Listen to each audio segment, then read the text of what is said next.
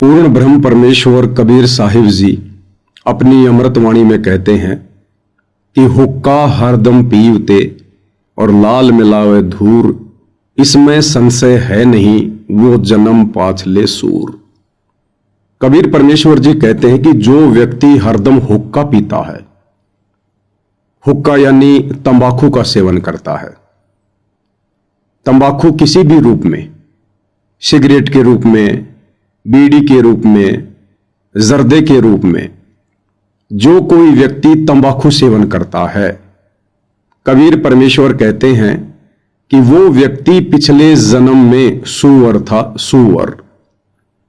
क्योंकि सुअर की एक आदत होती है हमेशा गंदगी में पड़े रहना, गंदगी में नाक रगड़ते रहना। और सुअर की योनि से जो व्यक्ति मनुष्य योनि में आता है, उस व्यक्ति में पिछले संस्कार वश वही सुअर के गुण होते हैं।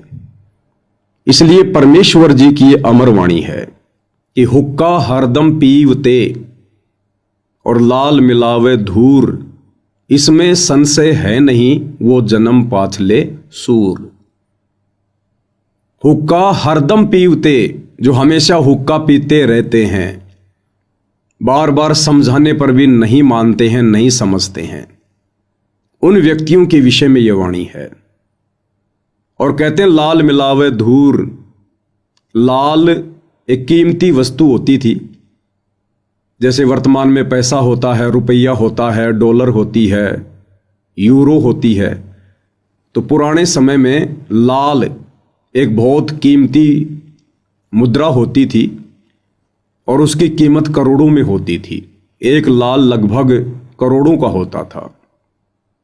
तो कहते हैं लाल मिलावे धूर, ये मनुष्य शरीर भी उतना ही कीमती है, उस लाल से भी कहीं अधिक कीमती है। क्योंकि 84 लाख योनियां भोगने के बाद परमेश्वर हमें एक मनुष्य शरीर प्रदान करते हैं। और स्वयं परमेश्वर जी अपनी वाणी में कहते हैं कि मानुष जन्म दुर्लभ है, ये मिले न बारंबार, जैसे पेड़ से पत्ता टूट गिरे फिर बहुर न लगता डार। ये मनुष्य जन्म इतना अनमोल है, इसलिए इसकी तुलना लाल से की गई है। तो कहते हैं जो व्यक्ति हरदम हुक्का पीते हैं, तंबाकू सेवन करते हैं, समझाने पर भी नहीं समझते हैं, नहीं मानते हैं, इस गंदे व्यसन को नहीं त्यागते हैं, कहते हैं वो व्यक्ति तो अपने इस अनमोल मनुष्य जीवन को, जो कि लाल की तरह कीमती है, इसको धूल में मिला रहे हैं। लाल मिलावे धूर। और कहते हैं फिर इसमें संशय है नहीं कि इस बात में फिर कोई मीन मेख नहीं है, शक की कोई गुंजाइश नहीं है कि जो व्यक्ति बार बार समझाने पर भी तंबाकू सेवन करना नहीं त्यागता है, फिर वो जन्म पाछ ले सूर। यानी वो व्यक्ति इस मनुष्य योनि में सुअर की योनि से आया है और वही गंदी आदत मनुष्य जन्म प्राप्त करके भी उसकी बनी हुई है। भाई और बहनों, आज का वीडियो बहुत ही महत्वपूर्ण है, क्योंकि आज का वीडियो विशेषकर हरियाणा की जो खाप पंचायत है, विशेषकर महम 24 खाप पंचायत, और उनके जो प्रधान हैं, सरपंच हैं, सेक्रेटरी हैं, वे लोग, जिन लोगों ने 12 अक्टूबर 2025 को परम पूज्य परमेश्वर सतगुरु रामपाल जी के सम्मान में अपनी विशेष भूमिका निभाई है महम 24 चबूतरे पर, ये आज का वीडियो उनको समर्पित है।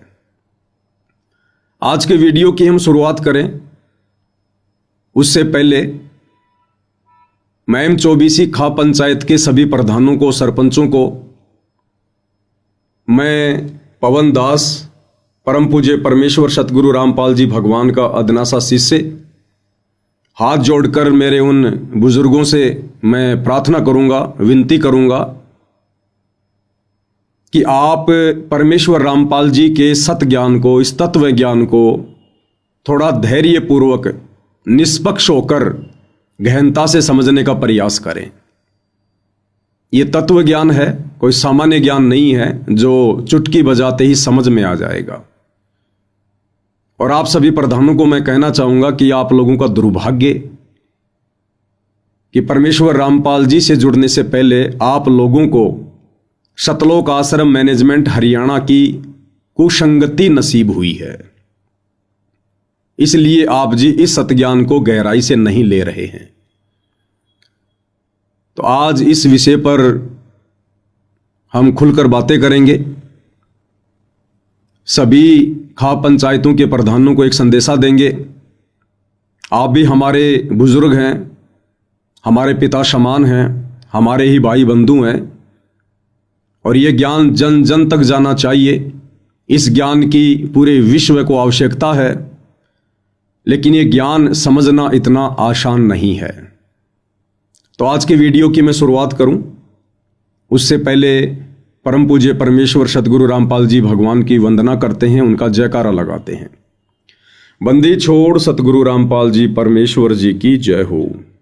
परम पिता परमात्मा सारी सृष्टि के रचनहार, कुल मालिक, असंख्य ब्रह्मांडों के स्वामी, जगत गुरु, तीनों लोकों में प्रवेश करके सबका धारण पोषण करने वाले, राजाधिराज, आत्माधार, नाथों के नाथ, देवों के देव महादेव, सर्वेश्वर महेश्वर, मृत्युंजय, अजरो अमर, आदि अनादि सनातनी प्रभु, जगत पिता जगदीश्वर, श्री श्री 1008 की उपाधि के वास्तविक अधिकारी, अकाल मूरत, सौद स्वरूपी राम वासुदेव, सर्वगतम ब्रह्म, परम पूज्य, प्रथम पूज्य, परम संत, परम पुरुष, परम धनी, परम दयालु, सत्य कबीर, हक्का कबीर, अल्लाहु कबीर, अल्लाहु अकबर, बाखबर, अल्लाह ताला, जगत के तारणहार, जगत के मुक्तिदाता, जगत के जगन्नाथ, हारे के सहारे, हिंदुओं के राम, मुसलमानों के अल्लाह, सिखों के वाहिगुरु, ईसाइयों के मसीह,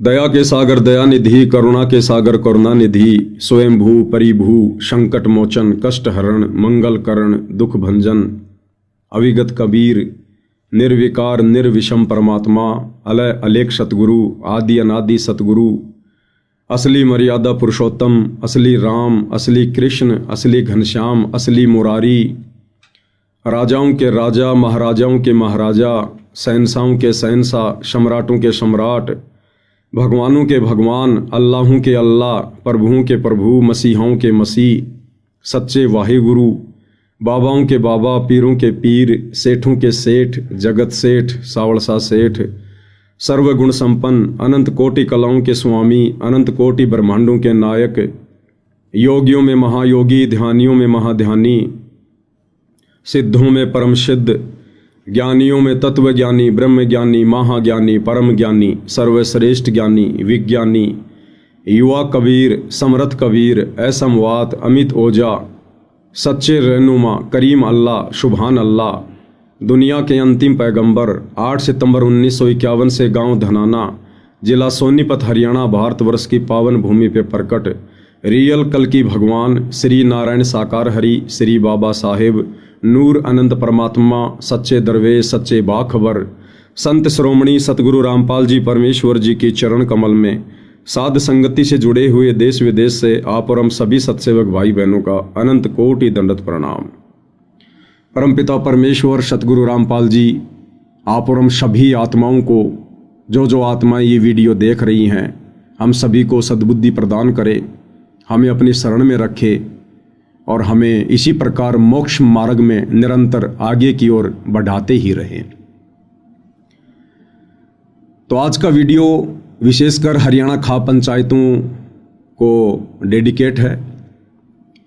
12 अक्टूबर 2025 को हरियाणा के महम 24 चबूतरे पर परम पूज्य परमेश्वर सतगुरु रामपाल जी का हरियाणा की कुछ खाप पंचायतों के प्रधानों व सरपंचों के द्वारा एक सम्मान समारोह आयोजित करके और उनके सम्मान का एक कार्यक्रम रखा गया था, क्योंकि सतलोक आश्रम मैनेजमेंट हरियाणा यानी सतगुरु रामपाल जी का कलयुगी परिवार, उनके बेटा बेटी, भाई बंधु, रिश्तेदार, अन्य आश्रम से जुड़े हुए लोग इन्होंने जिस समय हरियाणा में बाढ़ आई और इन लोगों ने मनमुखी रूप से अपनी मनमानी करते हुए परमेश्वर जी के भक्ति विधान के विपरीत इन्होंने एक मुहिम चलाई, अन्नपूर्णा मुहिम।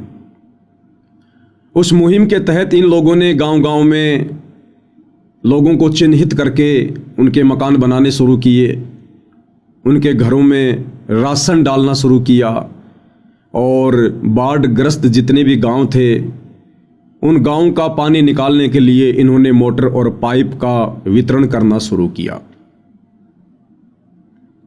कुछ समय पहले मैंने कहा कि ये सारा का सारा जो कार्य है ये मनमुखी है, ये परमेश्वर रामपाल जी के विधान के विपरीत है।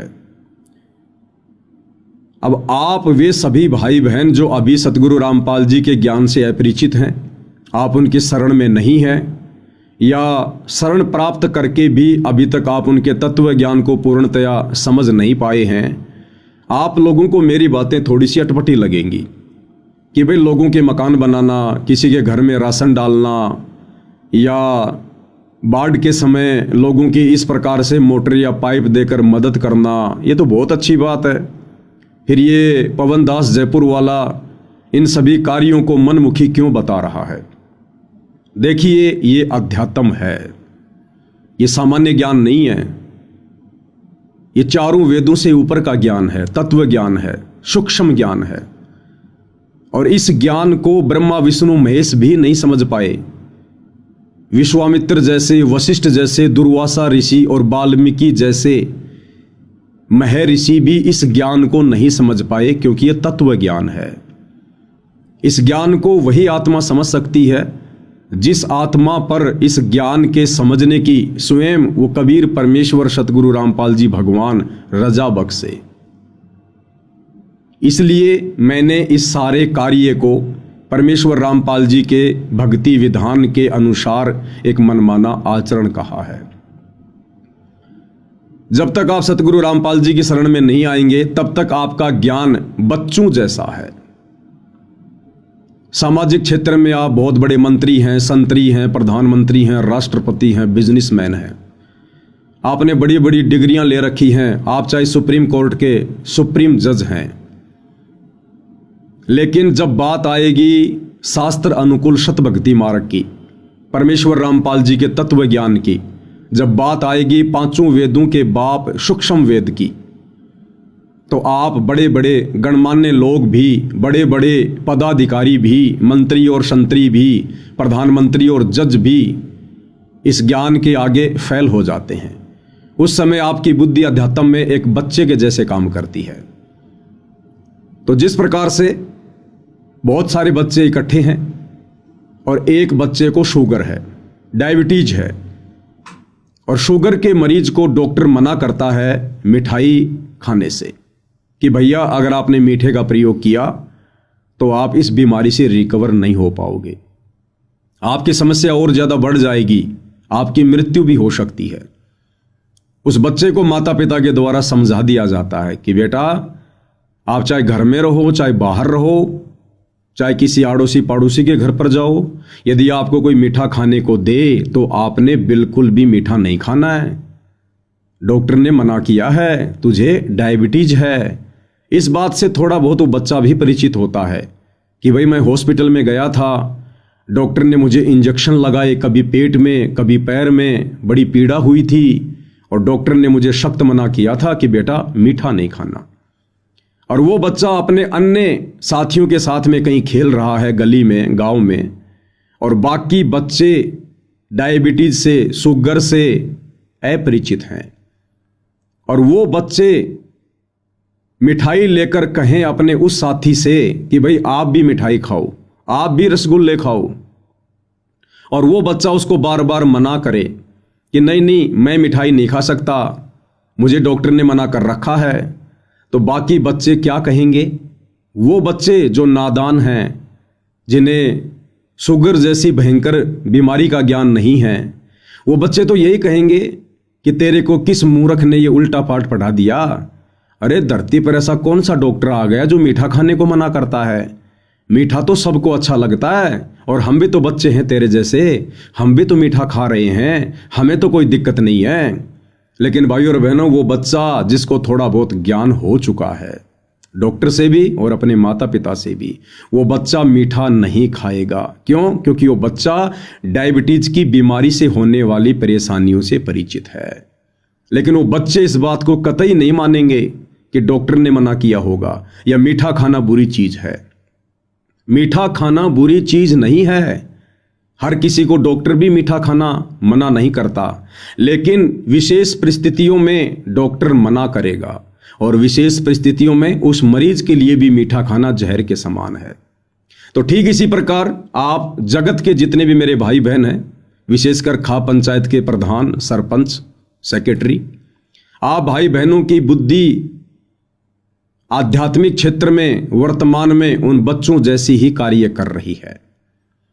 परमेश्वर जी के भक्ति विधान अनुसार यहां हर प्राणी अपने कर्मों का भोग भोगता है। जो जैसा कर्म करेगा वैसा ही फल उसको परमेश्वर देता है, अच्छा या बुरा, लाभ या हानि।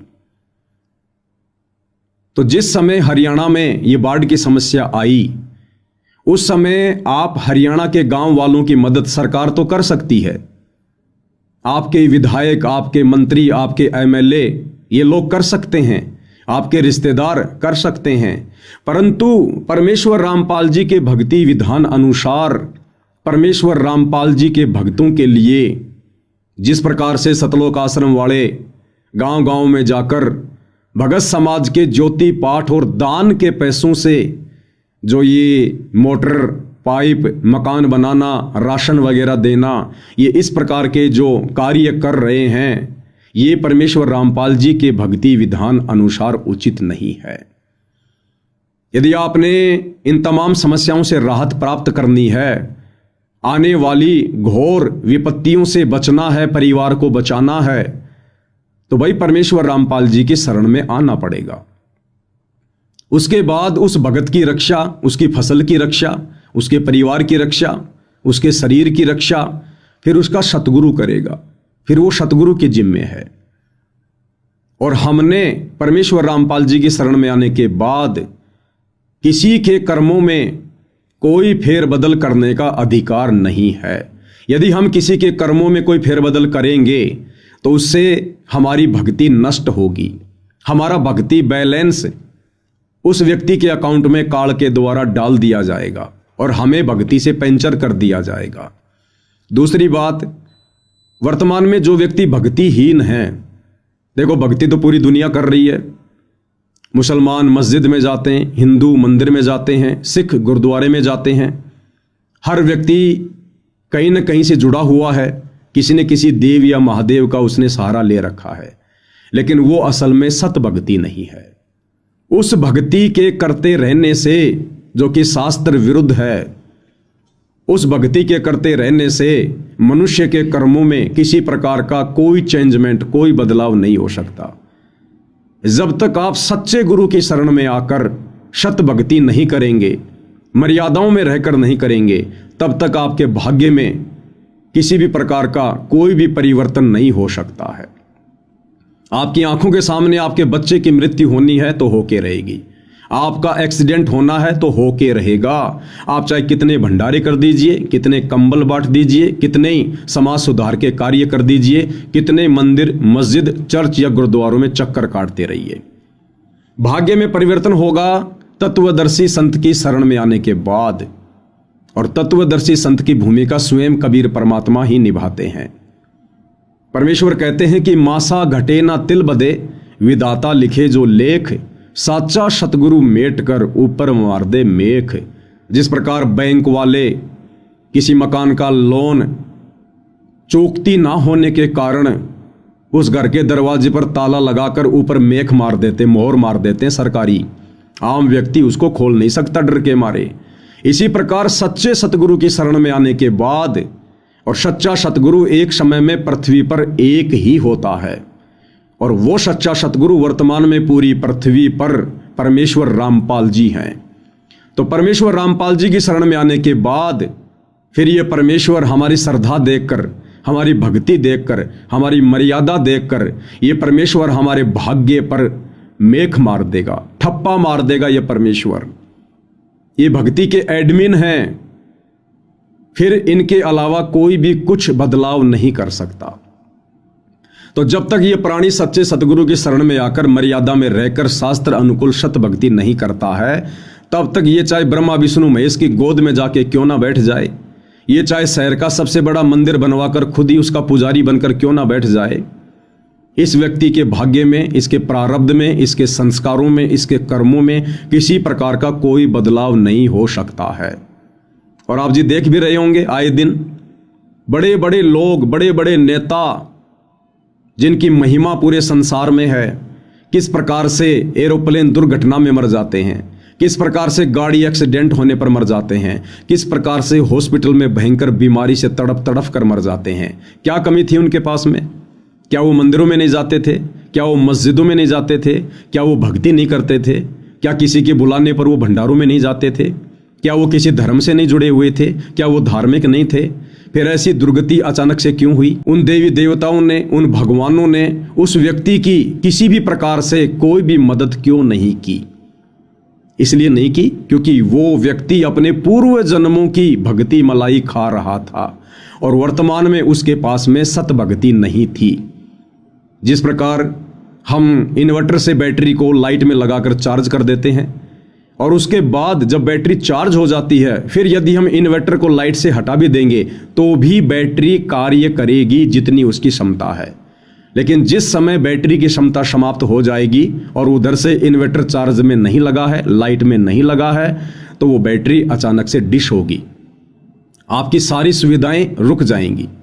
तो इसी प्रकार से परमेश्वर रामपाल जी की शरण में आकर जो हमने ये सतभक्ति रूपी चार्जर अभी तक नहीं लगाया है, तो समझिए हम अपने पूर्व जन्मों की, जब कभी हमें मनुष्य जन्म प्राप्त था और उन जन्मों में हमने जैसी भी भक्ति की थी वो हमारी बैटरी चार्ज हो गई और वर्तमान में हम केवल इस मनुष्य जन्म में उस बैटरी का ही प्रयोग कर रहे हैं। उस बैटरी से ही हमारे को मंत्री पद मिल रहा है, पूर्व जन्म की भक्ति कमाई से। और उसकी एक क्षमता होती है, जैसे हमारे पूर्व जन्म की भक्ति कमाई नष्ट होने लगती है, धीरे धीरे उस व्यक्ति की दुर्गति होने लगती है, वो चाहे देश का प्रधानमंत्री है, चाहे गांव का सरपंच है। तो आप सभी खाप पंचायतों के प्रधानों से मेरी विनती है, आप इस वीडियो को थोड़ा ध्यान से देखिएगा और साथ में सतगुरु रामपाल जी परमेश्वर जी के सत्संगों को भी ध्यान से सुनना शुरू करें। तब आपको कहीं जाकर ये ज्ञान, ये भक्ति विधान, ये सतभक्ति मार्ग समझ में आएगा। तो 12 अक्टूबर 2025 को महम 24 चबूतरे पर उन तमाम गांव वालों ने, खाप पंचायत के प्रधानों ने मिलकर सतगुरु रामपाल जी का सम्मान किया।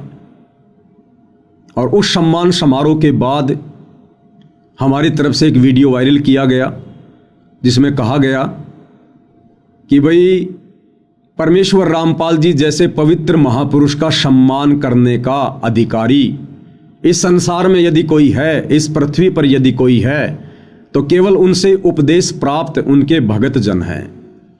अन्यथा यहाँ का प्रधानमंत्री भी परमेश्वर रामपाल जी का सम्मान करने का अधिकारी नहीं है और ना ही सतगुरु रामपाल जी अपने भक्ति विधान अनुसार किसी भी अनुपदेशी व्यक्ति का सम्मान ग्रहण करते हैं। और इतिहास गवाह है, सन 1994 से सतगुरु रामपाल जी ने सतभक्ति मार्ग की शुरुआत की थी। 2014 में वे जेल गए। इस दौरान उन्होंने कभी किसी से कोई सम्मान नहीं करवाया और ना ही उन्होंने कभी इस प्रकार से जन सेवा के कार्य किए, सामाजिक सेवा के कार्य किए, जिस प्रकार से उनके जेल जाने के बाद मनमुखी रूप से, काल प्रेरणा से, स्वयं की मर्यादा तोड़ते हुए, भगत समाज की मर्यादा तोड़वाते हुए ये शतलोक आश्रम मैनेजमेंट हरियाणा कर रहा है और बेचारी नादान संगत से करवा रहा है। गांव वाले सतगुरु रामपाल जी का सम्मान करने के अधिकारी नहीं है। इसके पीछे रीजन ये था कि जो व्यक्ति सतगुरु रामपाल जी का भगत नहीं है, जो उपदेशी नहीं है, वो तमाम प्रकार की बुराइयों में लिप्त है। परमेश्वर रामपाल जी की भक्ति के कुछ नियम हैं, कुछ मर्यादा हैं। उन मर्यादाओं में रहकर ही आप उनका सम्मान कर सकते हैं, अन्यथा आप अधिकारी नहीं है।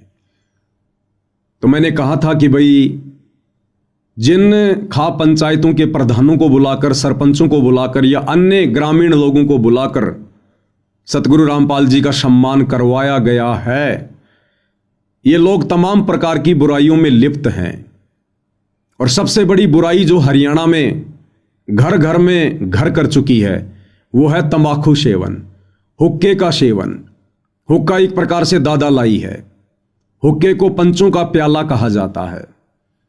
हरियाणा में ज़्यादातर व्यक्ति सुबह उठते ही अन्य कार्य करें या ना करें, लेकिन हुक्का भरकर पीना जरूरी है। और हुक्के को परमपिता परमेश्वर जी ने सबसे बड़ी बुराई बताया है। सबसे बड़ी बुराई, सबसे खतरनाक विष है ये। मोक्ष मार्ग में सबसे ज्यादा बाधक है ये।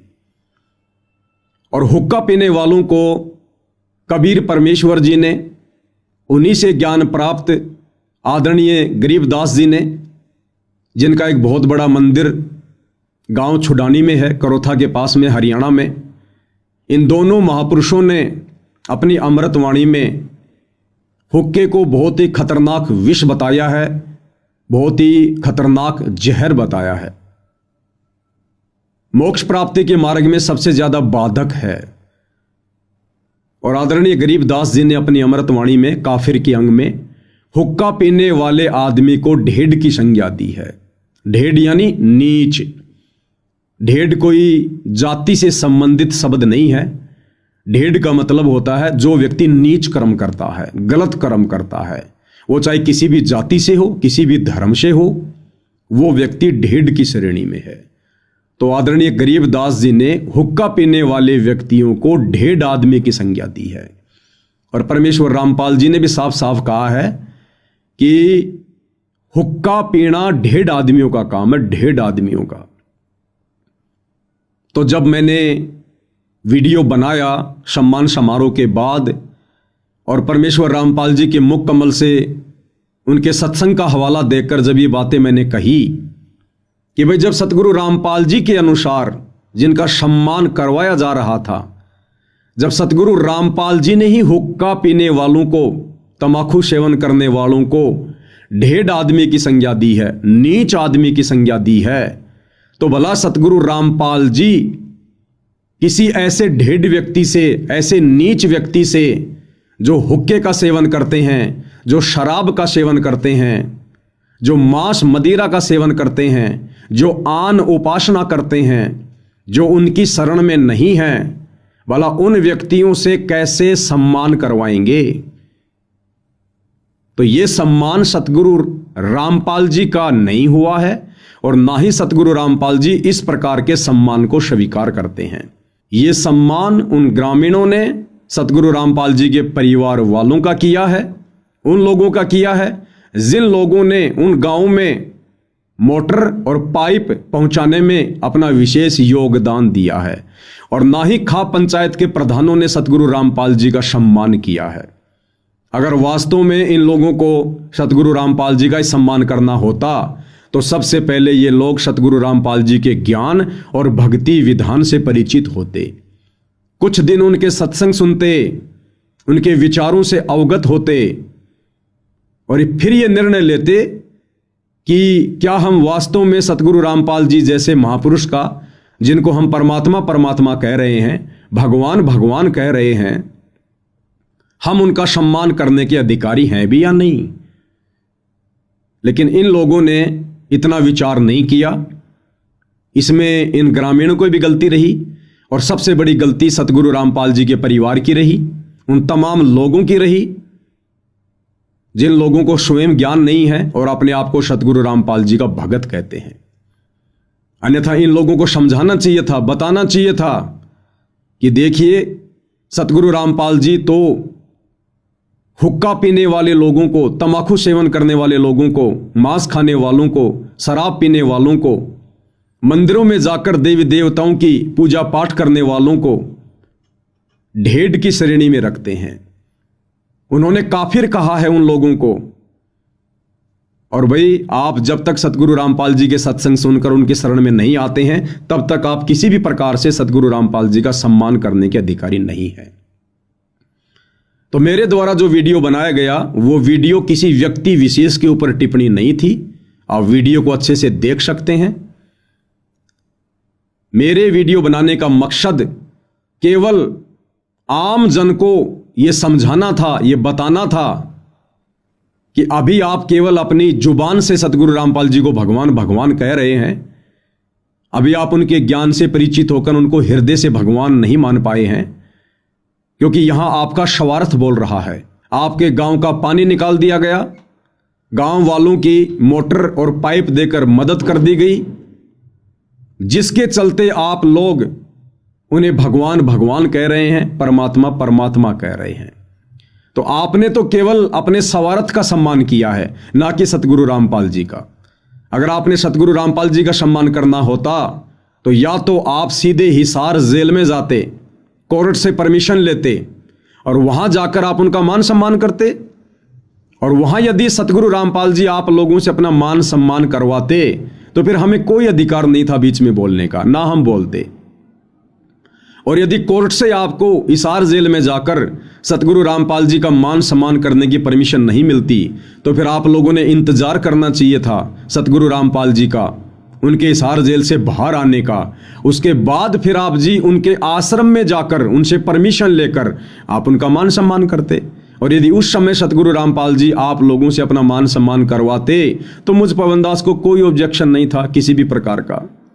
लेकिन यदि उनके इस सतभक्ति मार्ग में गंदगी फैलाई जाएगी, गधे और घोड़ों की एंट्री की जाएगी, ज्ञानी और अज्ञानियों की एंट्री की जाएगी, तो भाई फिर बोलना हमारा फर्ज है, हमारा दायित्व है।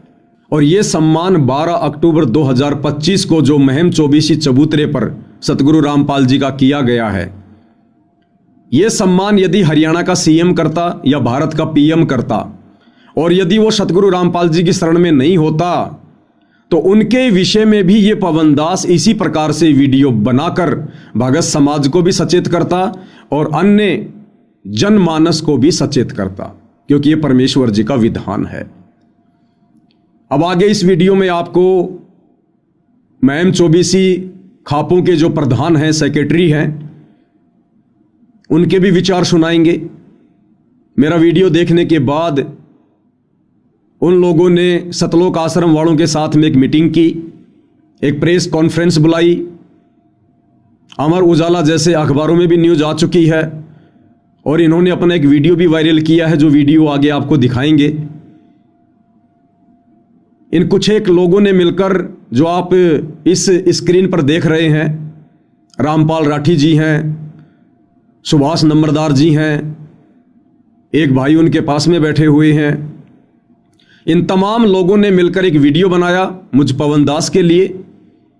और इन्होंने मुझे 4-5 दिन का अल्टीमेटम दिया और कहा कि पवनदास ने हरियाणा खाप पंचायतों के लिए बहुत ही अभद्र शब्दों का प्रयोग किया है और पवनदास को इन अभद्र शब्दों के लिए माफ़ी मांगनी चाहिए, और यदि पवनदास माफ़ी नहीं मांगेगा तो हम उसके ऊपर मानहानि का मुकदमा दायर करेंगे।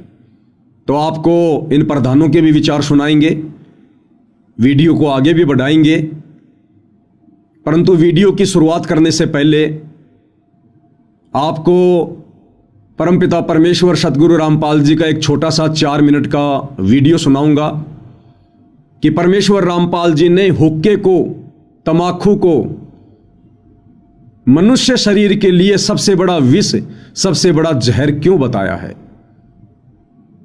ये मनुष्य जन्म हमें मोक्ष प्राप्ति के लिए मिलता है, 84 लाख योनियों के महाकष्टों से छुटकारा प्राप्त करने के लिए मिलता है, और ये तमाकू इसमें कितनी बड़ी बाधा है। छोटा सा वीडियो परमेश्वर रामपाल जी के मुख कमल से सभी से निवेदन है, ध्यान से सुनिएगा, क्योंकि साथ साथ जानकारी होनी बहुत जरूरी है। उसके बाद फिर आप खाप पंचायत के प्रधानों के भी विचार लोगों को सुनाएंगे, और आप लोगों की जो जो बातें हैं उनके ऊपर ये पवनदास सतगुरु रामपाल जी परमेश्वर जी के ज्ञान आधार से स्पष्टीकरण भी देगा। तो सबसे पहले परमेश्वर रामपाल जी के मुख कमल से सुनाते हैं कि हुक्का पीना मनुष्य शरीर के लिए सबसे ज़्यादा खतरनाक क्यों है। सुनिएगा सतगुरु रामपाल जी के मुकम्मल से।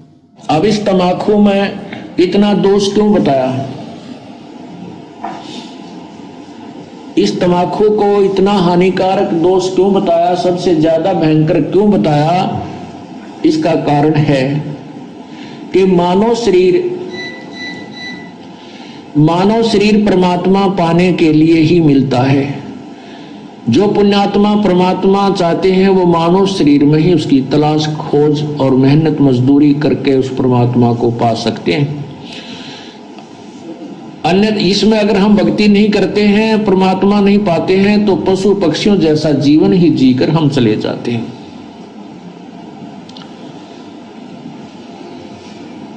अब ये हमारे शरीर में कमल बने हुए हैं, कमल, इन कमलों में भगवानों का वास है। मूल कमल में गणेश जी और स्वाद कमल में सावित्री ब्रह्मा जी, नाभि कमल में विष्णु और लक्ष्मी जी, हृदय कमल में शिव और पार्वती जी, और कंठ कमल में शेरा वाली दुर्गा जी। तो ऐसे जब हम ये तम्बाकू पीते हैं या सूंघते हैं, सूंघना भी पाप है, तो उसकी वासना हमारे शरीर में बने हुए कमलों में जाती है और वहां विराजमान भगवानों को परेशान करती है, उनको दुख पहुंचाती है, वो बहुत दुखी होते हैं। अब जैसे रिश्तेदार आ जावे और उसको कमरे में बैठा के अच्छी रोटी खाना खुना खिला के और उससे मैं एक छोटे से कमरे में ही और धुआं कर दे, तो वो क्या कहेगा कि अच्छे नाला कहाँ फंसा है, मैं मर गया धुएं में, तो नाराज होकर चला जाएगा, बात बिगड़ेगी। और दूसरा ये है कि जैसे हम तम्बाकू का प्रयोग करते हैं, धुआं बाहर छोड़ते हैं, आप देखिएगा हुक्का पीने वाले के हाथ पर भी निशान पड़ जाता है, और हुक्के की जो वो पाइप होती है उसको भी दूसरे तीसरे दिन साफ करते थे हमारे, देखे हमने बुजुर्ग, तो उसमें इसी मोटी मोटी पापड़ी सी उतरती थी, इतना मैल जम जाता था, उसमें गज लगा लगा कर उसको साफ करते थे, धोते थे। इसी प्रकार हमारे शरीर में ये इला, ये पिंगला, अब ये इला बाया जो अंग बाया नाक है इसको इला कहते हैं और दाया को पिंगला कहते हैं। ये इला और पिंगला इन नाकों से संबंधित आगे जाके दो नाड़ियां हैं और इन दोनों के बीच में तीसरी सुषुम्ना नाड़ी है और उस सुषुम्ना को खोल करके ये प्राणी अंदर चलता है, फिर कमलों से होता हुआ फिर त्रिकुटी पर पहुंचता है। और तम्बाकू सबसे पहला काम क्या बिगाड़ता है कि उस सुषुम्ना के जरा से सुराख को और बंद कर देता है, उसको जाम कर देता है, इस मनुष्य जीवन को बर्बाद कर देता है। जब ये मनुष्य जीवन के इस अनमोल शरीर को कंडम कर देता है, उस सुराख को ही बंद कर देता है जिससे परमात्मा मिलना है, इसलिए तम्बाकू सबसे भयंकर और पापदायक है। तो भाई और बहनों, आपने सुना परमपिता परमेश्वर सतगुरु रामपाल जी के मुख कमल से कि तम्बाकू सेवन करना, हुक्के के रूप में, सिगरेट के रूप में, बीड़ी के रूप में या हुल्ला सूंघना, ये कितना खतरनाक है मनुष्य शरीर के लिए। ये मनुष्य शरीर परमेश्वर ने हमें मुक्ति के लिए दिया, मोक्ष प्राप्ति के लिए दिया,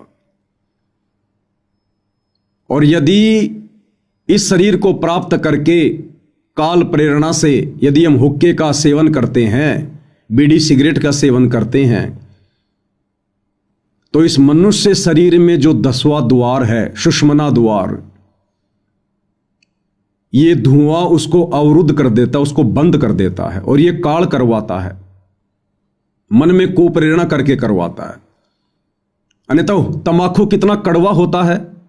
प्रथम बार जब कोई व्यक्ति इसको पीता है तो किस प्रकार से आंखों से आंसू आते हैं, उल्टियां आती हैं, क्योंकि हमारे शरीर की जो प्रकृति है वो इस जहर को स्वीकार नहीं करती है, परंतु काल प्रेरणा से धीरे धीरे धीरे धीरे कुसंगति में पड़कर हम इसके आदी हो जाते हैं। ये काल करवाता है हमारे 10वें द्वार सुषुम्ना द्वार को बंद करवाने के लिए, क्योंकि सुषुम्ना द्वार से जब हमारा शरीर छूटता है तो आत्मा ऊपर की ओर प्रस्थान करती है। इसलिए परमात्मा ने मुक्ति के मार्ग में सबसे ज्यादा खतरनाक विष इस तमाकू को बताया, हुक्के को बताया। और जो व्यक्ति समझाने पर भी हुक्का नहीं छोड़ता है, नहीं त्यागता है, उस व्यक्ति को फिर आदरणीय गरीबदास जी ने, कबीर परमेश्वर जी ने ढेड आदमी की संज्ञा दी है, नीच आदमी की संज्ञा दी है, उसको काफिर कहा है, जो अपने अनमोल मनुष्य जीवन को बर्बाद करने की दिशा में आगे बढ़ रहा है। आप सभी खाप पंचायतों के प्रधानों से विनती है, ये वीडियो आप निष्पक्ष होकर देखिए। ना ही तो मैं पवन दास आपका कोई रिश्तेदार हूं और ना ही आप मेरे रिश्तेदार हैं, ना मैंने आपकी कोई प्रॉपर्टी हड़प रखी है। ये ज्ञान और अज्ञान की लड़ाई है। इस ज्ञान और अज्ञान की लड़ाई को यदि समझना है तो निष्पक्ष होकर धैर्यपूर्वक आपने ये वीडियो भी देखना होगा और सतगुरु रामपाल जी के सत्संग भी सुनने होंगे। उसके बाद में फिर आप लोगों की अपनी मर्जी है, आप जो भी डिसीजन ले सकते हैं, आपको कोई मना करने वाला नहीं है। फिर जैसे आपके कर्म वैसा परिणाम समय आने पर खुद आप ही लोगों के सामने होगा। तो फिलहाल आपने सतगुरु रामपाल जी के मुख से सुन लिया है कि हुक्का पीना मनुष्य शरीर के लिए कितना हानिकारक है और क्यों हुक्का पीने के लिए सभी संतों ने, महापुरुषों ने मना किया है। अब भाइयों और बहनों, आपको हरियाणा खाप पंचायत के इन प्रधानों का वीडियो दिखाते हैं, जो वीडियो इन लोगों ने सतलोक आश्रम वालों के साथ मिल बैठकर बनाया है। और मुझ पवन दास के द्वारा जो वीडियो बनाया गया था हुक्के के ऊपर कि हुक्का पीना ढेड आदमियों का काम है, नीचों का काम है, उसके बाद इन भाइयों ने अपने क्या विचार रखे। तो सबसे पहले आपको एक प्रधान जी का वीडियो दिखाते हैं।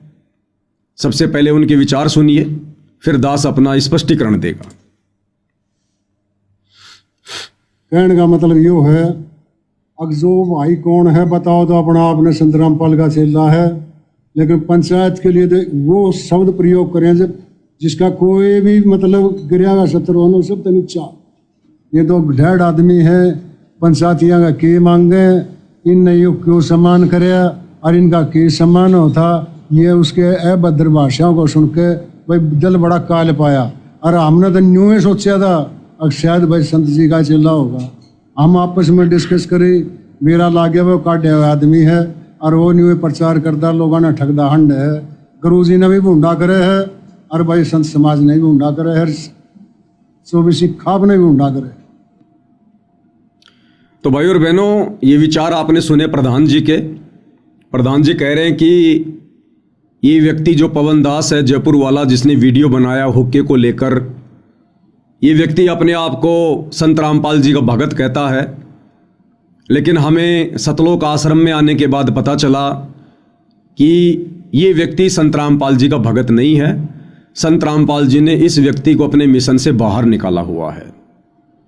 तो सबसे पहले तो मैं प्रधान जी को बताना चाहूँगा कि मैं पवन दास सौभाग्य से परमपिता परमेश्वर सतगुरु रामपाल जी का तुच्छ अधना सा भगत हूँ, उनका शिष्य हूँ।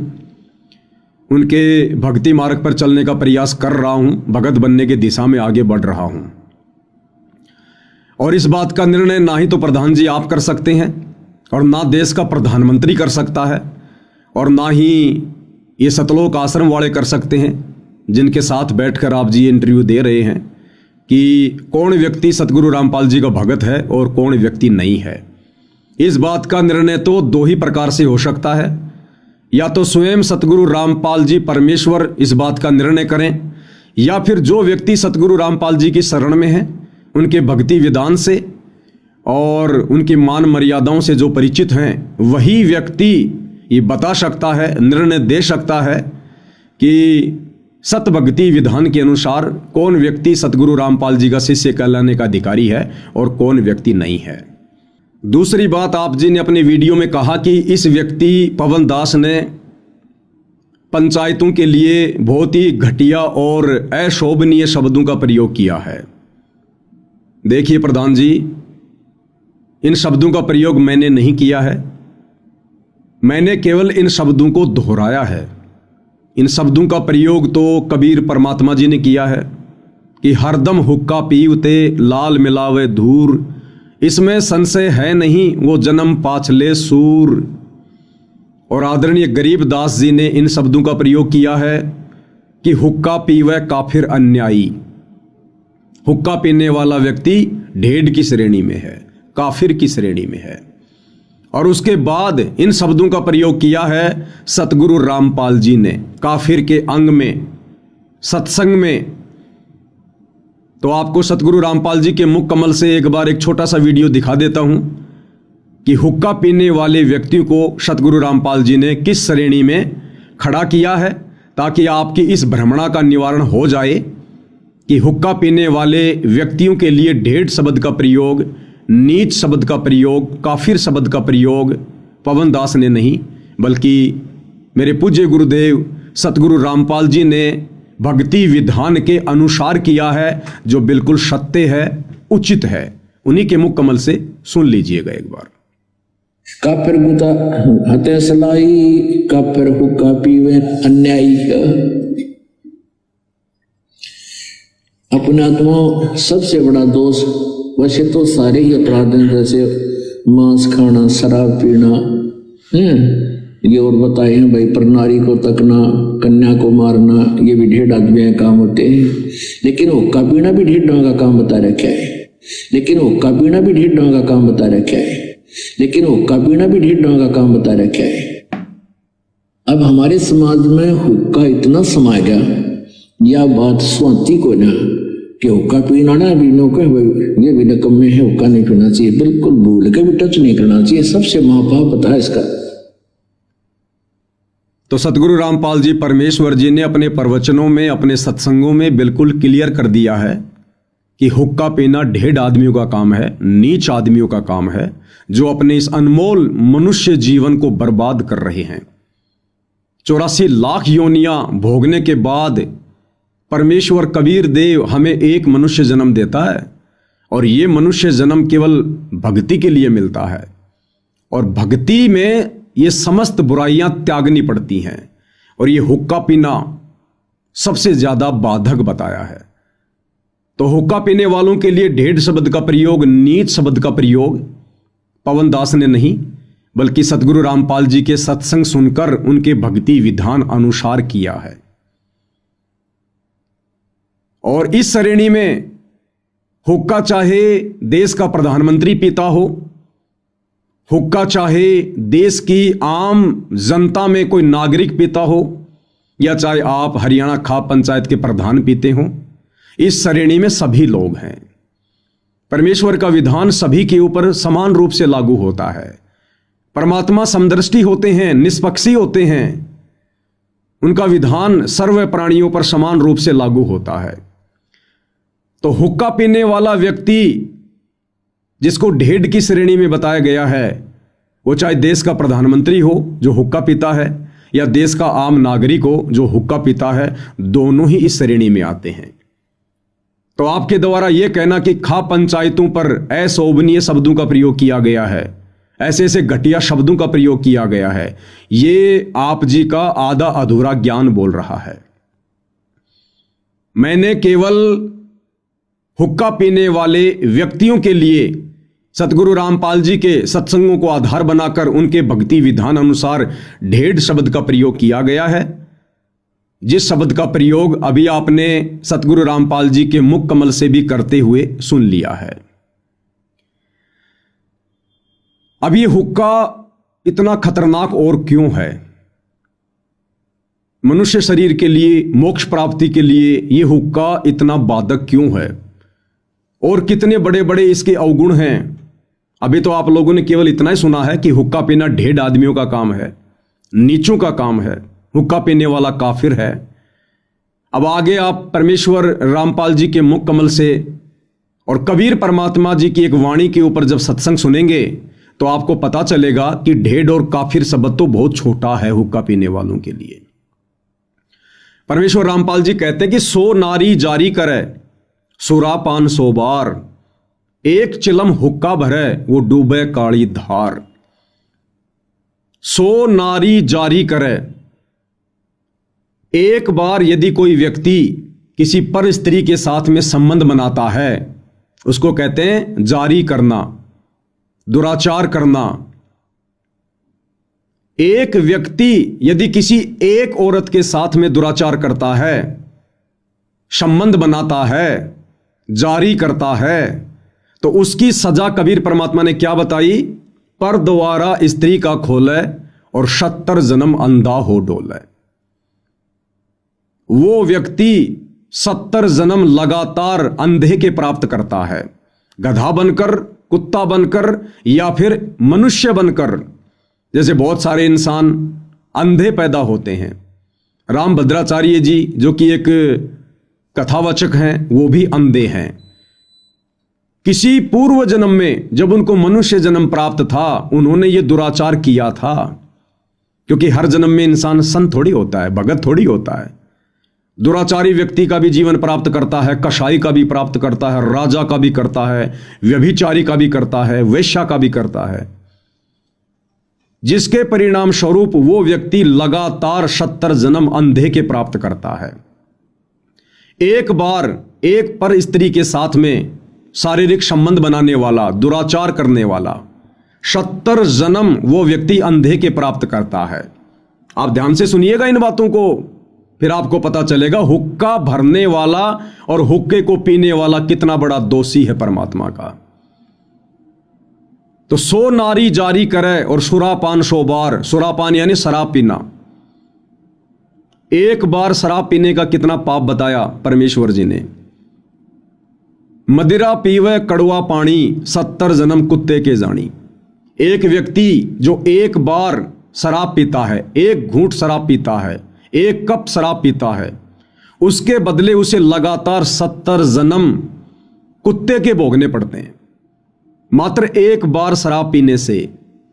सोचिए वो व्यक्ति दिन में कितनी बार पीता होगा, महीने में कितनी पीता होगा, वर्ष में कितनी बार पीता होगा, और जब तक वो जीवित रहता है तब तक वो कितनी बार शराब पीता है।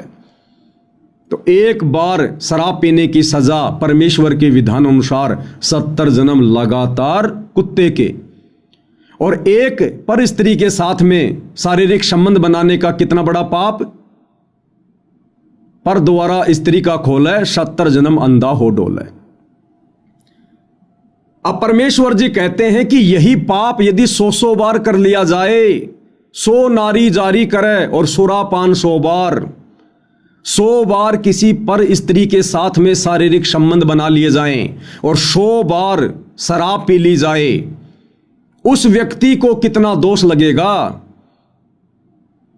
100 नारी जारी करे सुरापान 100 बार। कहते हैं इतना पाप, एक चिलम हुक्का भरे वो डूबे काली धार। इतना भयंकर पाप तो कि 100 पर स्त्रियों के साथ में गमन कर लो उसका कितना दोष है, और 100 बार शराब पी लो उसका कितना दोष है। कहते हैं इतना पाप, इतना दोष परमेश्वर जी के विधान अनुसार एक हुक्का भरने वाले को, किसी को सिगरेट हाथ में पकड़ाने वाले को, बीड़ी सिगरेट हुक्का पीने वाले को, सहयोग करने वाले को है इतना दोष, इतना पाप। और जो व्यक्ति हुक्का पीता है, बीड़ी सिगरेट पीता है, परमात्मा कहते हैं उसका तो बेड़ा गर्क होता है, बेड़ा गर्क। इसलिए सतगुरु रामपाल जी ने हुक्का पीने वालों को, नशा करने वालों को ढेड की संज्ञा दी है, नीच की संज्ञा दी है। वो इतना दोषी हो रहा है परमपिता परमेश्वर जी का, अज्ञानता में, नासमझी में। आपको सतगुरु रामपाल जी के मुख कमल से सुनाते हैं। मैं कहूंगा अपनी तरफ से, और यदि सतगुरु रामपाल जी का प्रवचन नहीं सुनाऊंगा तो आप फिर से यही कहोगे कि इस पवन दास ने घटिया शब्दों का प्रयोग किया है। तो सतगुरु रामपाल जी के मुख कमल से सुनकर फिर आप जी विचार कर लेना कि अगर ये शब्द घटिया हैं तो ये घटिया शब्द पवन दास ने कहे हैं या फिर सतगुरु रामपाल जी परमेश्वर जी ने कहे हैं। तो सुनिए उन्हीं के मुख कमल से कि 100 नारी जारी करे सुरा पान 100 बार और एक चिलम हुक्का भरे वो डूबे काली धार।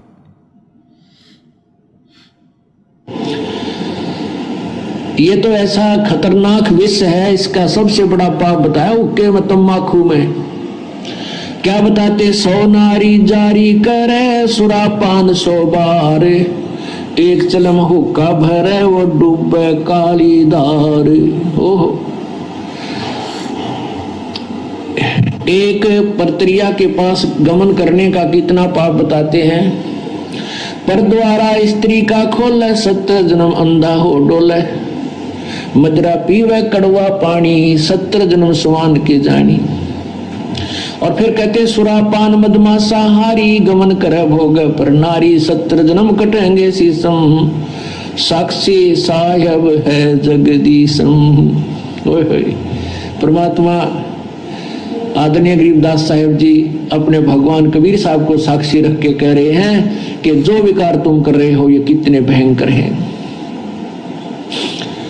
क्या बताया है कि मदरा पीवे कड़वा पानी और 70 जन्म कुत्ते के जानी। जो शराब पीते हैं एक बार उसके 70 जन्म कुत्ते के होंगे, कंटिन्यूसली 70 जन्म। ओए होए। और फिर क्या कहते हैं? सुरापान मदमासा हारी।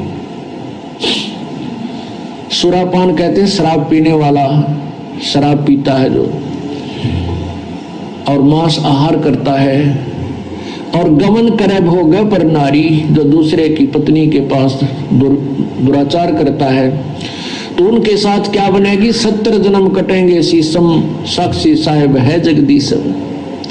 उन लोगों के 70 जन्म शीश कटेंगे, कि तो बकरा बनेगा, कि तो मुर्गा बनेगा, कि तो वैसे, कि तो गंडासी में आगे कटेगा, कि तो थ्रेसर में आकर नाड़ आ जाएगी। यानी दुर्गति से मौत होगी, बुरे जन्म होंगे। उसके लिए बताते हैं कि 100 नारी जारी करे सुरापान 100 बार। ओए होए। मदरा पीवे कड़वा पानी, शराब पीवे उसके 70 जन्म कुत्ते के होंगे। और ये 100 बार पीने वाला 100 बार पी ले और 100 बार पर नारी गमन कर ले, उनको कितना पाप हो जाएगा? बहुत ज्यादा। कहते उन सबको मिलाकर एक हुक्का पीने वाले को, एक हुक्का भरने वाले को पाप है। पीने वाले गेला तक के बनेगी, क्या बुरा हाल होगा उसका जो केवल भरकर देता है, पीने का सहयोग देता है, उसकी ये दुर्गति। और पीने वाले का तो पता नहीं कितना जुल्म होगा उसके ऊपर। सुरापान 100 नारी जारी करे सुरापान 100 बार, एक चलम हुक्का भरे वो डूबे काली धारी। इसलिए मना करते हैं कि तुम हुक्का भी भर के मत देना। उन जो पाप कमा रहे हैं, स्वयं भी नरक में जा रहे हैं और उसमें सहयोगी बना रहे हैं अपने पुत्र पुत्रियों को, पौत्र पौत्रियों को या पुत्र वधुओं को भी आजकल हुक्का भरवाने लगे। तो प्रधान जी आपने सुन लिया होगा सतगुरु रामपाल जी के मुख कमल से कि हुक्का भरने वाले को कितना दोष है, कितने जन्म वो लगातार कुत्ते के प्राप्त करेगा, कितने जन्मों तक लगातार उसके सिर कटेंगे और मोक्ष से वंचित होगा, 84 में जाएगा। और सतगुरु रामपाल जी तो किसी को हुक्का भरकर देने से भी मना करते हैं। तो सोचिए फिर ऐसे व्यक्तियों से सतगुरु रामपाल जी कैसे अपना मान सम्मान करवाएंगे। और क्या ऐसे व्यक्ति ऐसे परम संत का, पवित्र महापुरुष का मान सम्मान करने का अधिकारी है? अरे आप अपने आप को पंचायती कहते हैं, प्रधान कहते हैं, सरपंच कहते हैं कि पहले हम ही लोग न्याय किया करते थे। तो पंचायतियों का काम होता है दोनों तरफ की बातें सुनकर निष्पक्ष होकर न्याय करना। अब बताइए सरपंच जी, प्रधान जी, सतगुरु रामपाल जी तो हुक्का पीने वालों को ढेड़ कह रहे हैं, नीच कह रहे हैं, काफिर कह रहे हैं, और कितना उनको दोष लगेगा।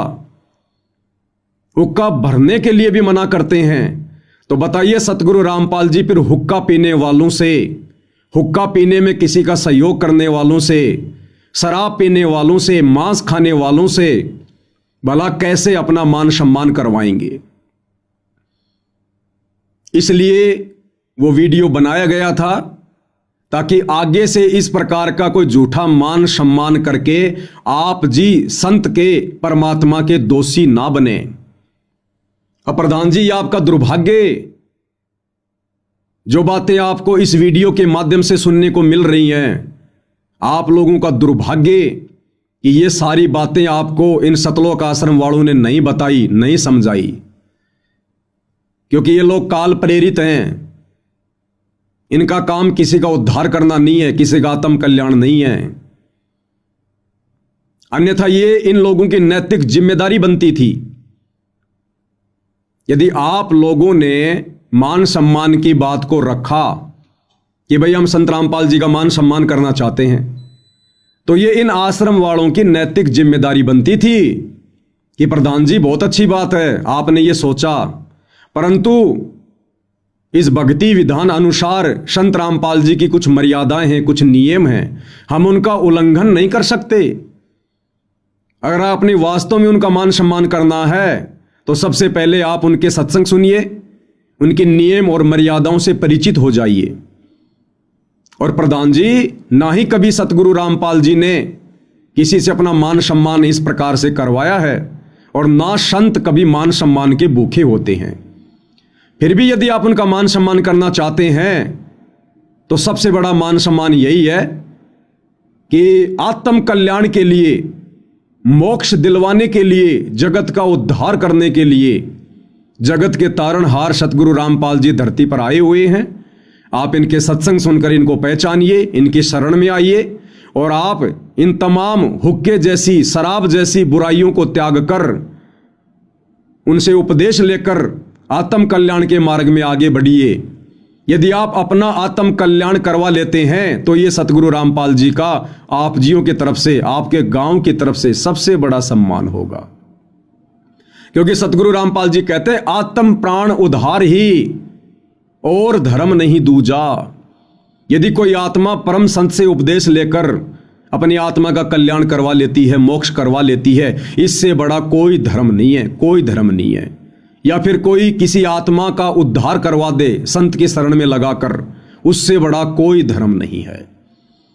तो ये आप खाप पंचायत के प्रधानों का, सरपंचों का दुर्भाग्य कि आप लोगों को सीधे तौर पर काल के द्वारा भेजे गए एजेंट इन सतलोक आश्रम वालों से सतगुरु रामपाल जी के कलयुगी बेटा बेटी, भाई बंधु, रिश्तेदारों से मिलने का ये दुर्भाग्य प्राप्त हुआ। आपको इनकी कुसंगति प्राप्त हुई, क्योंकि ये लोग भी मान बढ़ाई के भूखे हैं, इनको भी अपना मान सम्मान चाहिए। ये भी अहंकार में घूमते फिर रहे हैं। इन्हें भक्ति और भगवान से कोई लेना देना नहीं है। नाम दीक्षा लेते कोई भगत नहीं बन जाता है। भगत वो होता है जो भगवान की शिक्षाओं पर चले। संत का शिष्य वो होता है जो संत की शिक्षाओं पर चले, और ये लोग संत की एक भी शिक्षा पर खरे नहीं है। तो ये आप लोगों का दुर्भाग्य रहा। अन्यथा मैंने तो वही बातें कही हैं जो बातें सतगुरु रामपाल जी ने कही हैं। उसके बावजूद भी आप कह रहे हैं कि हम पवन दास पर मुकदमा करेंगे, मानहानि का मुकदमा करेंगे, समाज से उसका बहिष्कार करेंगे। तो भाई फिर ये पंचायतियों के लक्षण नहीं है। आप तो एक तरफा बातें कर रहे हैं, आप तो एक तरफा बातें कर रहे हैं। अगर इन्हीं बातों को लेकर जो मैंने वीडियो में कहा कि हुक्का पीना 1.5 आदमियों का काम है, वो हुक्का चाहे देश का प्रधानमंत्री पियो, चाहे खाप पंचायत के प्रधान पियो, हुक्का पीने वालों के लिए वो शब्द हैं। तो यही शब्द तो सतगुरु रामपाल जी ने कहे हैं जो अभी आपने सुने हैं। तो मुकदमा करना तो फिर गुरु चेले दोनों के ऊपर करो ना। अगर फिर मुकदमा ही करना है तो गुरु चेले दोनों के ऊपर करो। लेकिन आप लोग भी अपने स्वार्थों के वसीभूत होकर शतलोक आश्रम वालों के एहसानों के नीचे दबे हुए हैं। उनके साथ बैठकर और उनके द्वारा जो मोटर और पाइप दिए गए हैं, आप उनके एहसानों के नीचे दबे हुए हैं। इसलिए सच कहने की हिम्मत और सच पर चलने की हिम्मत, न्याय करने की हिम्मत आप पंचायतियों में नहीं रही। अरे सीधी सी कहावत है, सांप को क्या मारते हो, सांप की मां को मारो ताकि वो पैदा करना ही छोड़ दे। तो पवन दास ने यदि ऐसे शब्द कहे हैं तो न्याय तो यह कहता है, विधान तो यह कहता है कि पवन दास ने शब्द कहां से सीखे, पवन दास ने ये शब्द कहां से बोले? सतगुरु रामपाल जी के विचारों से, उनके सत्संगों से, उनके भक्ति विधान अनुसार। तो फिर मुकदमा तो गुरु चेले दोनों के ऊपर बनता है भाई, मानहानि का दावा तो फिर दोनों के ऊपर बनता है। तो भाई तुम काहे के पंचायती, तुम काहे का न्याय करोगे? थोड़ा विचार करो इन बातों पर। तो भाई और बहनों, अब आपको आगे प्रधान जी और क्या कुछ कह रहे हैं। जब इंटरव्यू लेने वाले ने कहा कि फिर आपके पास में क्या तरीका है उस पवन दास को चुप करने का, यदि वो नहीं मानता है तो आप जी क्या प्रक्रिया अपनाएंगे? तो प्रधान जी क्या कह रहे हैं? प्रधान जी कह रहे हैं कि हमारे पास में बहुत सारे हथकंडे हैं, लेकिन वो हथकंडे फिलहाल हम अपनाना नहीं चाहते। कौन से हथकंडे? गुंडागर्दी के, मार पिटाई के। कह रहे बहुत सारे हथकंडे हैं, लेकिन फिलहाल हम उस पवन दास से इस वीडियो के माध्यम से ये बात पहुंचाना चाहते हैं कि वो माफी मांग ले, अन्यथा हम उसका समाज से बहिष्कार भी कर सकते हैं। हम उस पवन दास का समाज से बहिष्कार भी कर सकते हैं और मानहानि का दावा तो अंत में उसके ऊपर ठोका ही ठोका जाएगा। तो प्रधान जी के और क्या कुछ विचार हैं, आप जी स्वयं सुन लीजिएगा। न्याय की तो यह बात से मारा बहुत गणे हथकंडे हैं। हमको ईशा कान शुरू में पहले जट नहीं करना चाहते, जिससे हमारा कान भी आंगली उठे, नहीं तो सामाजिक बहिष्कार हम कर दिया। भाई इतना कानून कार्रवाई हम कर सका, हम हर चीज़ में सक्षम है, लेकिन उसने 5-4 दिन का टाइम दिया है। सार्वजनिक रूप से आ गए और माफ़ी मांगे तो ठीक है, नहीं उसके खिलाफ जो मानहानि का दावा हम जरूर गिराएंगे। तो प्रधान जी क्या कह रहे हैं कि हमारे पास में बहुत सारे हथकंडे हैं, समाज से बहिष्कार उसका हम कर सकते हैं, मानहानि का दावा हम करेंगे। तो प्रधान जी से मेरी विनम्र प्रार्थना है, विनती है, प्रधान जी आप क्या मुझ पवन दास का और सतगुरु रामपाल जी के सच्चे शिष्यों का बहिष्कार करेंगे? आप कौन से समाज से हमारा बहिष्कार करेंगे? जिस समाज का हमने बरसों पहले से खुद ही बहिष्कार कर रखा है, जिस समाज की गलत परंपराओं का, कुरीतियों का, रीति रिवाजों का, आडंबर और पाखंडों का सतगुरु रामपाल जी के प्रत्येक भगत ने, जो उनके ज्ञान को समझ चुका है, उन्होंने बहिष्कार कर रखा है। फिर भला आप हमारा कौन सा बहिष्कार करेंगे? आप क्या बहिष्कार कर सकते हैं कि समाज से हुक्का पानी बंद कर देंगे? अरे हमने तो जिस दिन उपदेश लिया उसी दिन हुक्के फोड़ दिए। हमने वो ढेड कर्म, वो नीच कर्म उसी दिन त्याग दिया। बीड़ी सिगरेट पीना, हुक्का पीना, तंबाकू सेवन करना, मांस मदिरा का सेवन करना। तो आप समाज से क्या बहिष्कार करेंगे? हमने तो खुद ही इन चीजों का बहिष्कार कर रखा है। दूसरा, आप किस चीज का बहिष्कार करोगे? शादी विवाह में आना जाना, आप यहां से लोगों का बहिष्कार करते हैं कि जो व्यक्ति पंचायत की बात नहीं मानेगा, किसी भी शादी विवाह में आना जाना बंद, यानी समाज से उसका बहिष्कार किया जाता है। अरे जिस दिन सतगुरु रामपाल जी का भगत उनसे उपदेश ले लेता है, उसी दिन से वो इन फालतू की परंपराओं को त्याग देता है। शादी विवाह में आना जाना, शामिल होना उसी दिन से त्याग देता है। इन गंदी परंपराओं का बहिष्कार कर देता है, जिन परंपराओं ने समाज को कर्जे के नीचे दबा रखा है। उसी दिन से भात भरना, भात में जाना, भात में पाटड़े पर चढ़ना, पीलिया लेना या देना, इन सभी कुप्रथाओं का, कुपरंपराओं का सतगुरु रामपाल जी के भक्तों ने वर्षों से बहिष्कार कर रखा है। फिर भला आप अब क्या नया बहिष्कार करेंगे? ये होली मनाना, दिवाली मनाना, मकर संक्रांति मनाना, कोई भी त्योहार मनाना, ये सतगुरु रामपाल जी के भक्तों ने वर्षों पहले त्याग रखा है, बहिष्कार कर रखा है इन त्योहारों का, जो कि भक्ति में बाधक हैं। तो आप जी क्या बहिष्कार करेंगे, कहां से बहिष्कार करेंगे? आप सोच भी नहीं सकते समाज की उन प्रथाओं को, परंपराओं को, कुरीतियों को सतगुरु रामपाल जी के भक्तों ने वर्षों पहले त्याग रखा है, उनका बहिष्कार कर रखा है। बीड़ी, सिगरेट, गुटखा, हुक्का, बीड़ी, ये जितने भी दुर्व्यसन हैं, नशे हैं, सतगुरु रामपाल जी का भगत उपदेश लेते ही सबसे पहले इनका बहिष्कार करता है। तो प्रधान जी, समाज में फैली जिन जिन इन बुराइयों से, इन प्रथाओं से, आडंबरों से आप और आपका समाज भी दूर नहीं है। सतगुरु रामपाल जी का भगत नाम उपदेश लेते ही सर्वप्रथम उनका बहिष्कार कर देता है। तो हमने तो खुद ही समाज को बहिष्कृत कर रखा है, फिर भला समाज हमारा क्या बहिष्कार करेगा? कभी ध्यान से संत जी के प्रवचन सुनिए, सत्संग सुनिए, उनकी नियम और मर्यादाओं के विषय में जानिए। जब प्रथम बार कोई संत रामपाल जी से उपदेश लेता है तो 21 नियम है। आपने ज्ञानगंगा पुस्तक पढ़ी होगी, अगर इन लोगों ने आपको दी होगी तो, आश्रम वालों ने, उसमें 21 सूत्रीय नियम है। सबसे पहले सतगुरु रामपाल जी इन बुराइयों का बहिष्कार करवाते हैं जो समाज के लिए अभिशाप है, समाज के लिए जहर है। उसके बाद 4 महीने के उपरांत सतगुरु रामपाल जी दूसरा नाम सतनाम देते हैं। 21 नियमों के अलावा उसमें 34 नियम हैं। आप और आपका समाज तो उन नियम के विषय में जानता भी नहीं है, जिनका बहिष्कार सतगुरु रामपाल जी के भक्तों ने वर्षों पहले से कर रखा है। तो प्रधान जी, आप कहां कहां से हमारा बहिष्कार करेंगे? हमने तो पहले समाज का बहिष्कार कर रखा है। दूसरी बात, आप कह रहे हैं कि मानहानि का दावा ठोकेंगे। कहां ठोकोगे? कोर्ट में, न्यायालय में। अरे सरपंच जी, आप क्या बोल रहे हैं? लोग आपको सुन रहे हैं, लोग आपको देख रहे हैं। आपकी करनी और कथनी में रात दिन का अंतर हो रहा है। एक तरफ तो आप कहते हैं हम पंचायती हैं, खा पंचायत, जिसका जिक्र BBC लंदन तक है, और जो न्याय हम कर देंगे वो कोई नहीं कर सकता, हम समाज से बहिष्कार भी कर सकते हैं।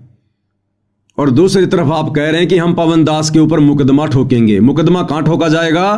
कोर्ट में, न्यायालय में। फिर आपकी पंचायत क्या रह गई? फिर आप काहे के पंचायती? और क्या वजूद रह गया आपकी महम 24 खा पंचायत का? अरे पंचायतें तो अपना निर्णय स्वयं करती हैं, और आप कह रहे हो कि हम मुकदमा ठोकेंगे मानहानि का। तो आपकी पंचायत का फिर क्या वजूद रह गया, जब आप पंचायतियों को भी पवन दास पर मुकदमा ठोकने के लिए कोर्ट में जाना पड़ रहा है? तो कौन सी न्याय प्रणाली बड़ी होगी? महम 24 खा पंचायत या फिर ये कोर्ट वाली पंचायत, जो उन पंचायतियों को भी कोर्ट में जाना पड़ रहा है? फिर आपकी पंचायत का क्या वजूद रह गया प्रधान जी? अरे पंचायतें तो अपनी परंपरा को बनाए रखते हैं, जो भी निर्णय होता है अपने स्तर पर करते हैं, कोर्ट का सहारा नहीं लेते। और यदि वर्तमान में कोर्ट का सहारा लेना पड़ रहा है तो छोड़ दो फिर अपनी झूठी पंचायतों को, केवल नाम रह गया, फॉर्मेलिटी रह गई। तो आप जी क्या कह रहे हैं और क्या करने जा रहे हैं, आप स्वयं अपनी करनी और कथनी के अंतर को देख सकते हैं। इसके बाद भाइयों और बहनों, खा पंचायत के एक दूसरे व्यक्ति जिनका नाम रामपाल राठी है, जो अपने आप को जनरल सेक्रेटरी बताते हैं खा पंचायत का, उनके भी विचार सुन लेते हैं। वो क्या कुछ कह रहे हैं मुझ पवन दास के वीडियो के ऊपर, उसके बाद उस पर भी स्पष्टीकरण देंगे।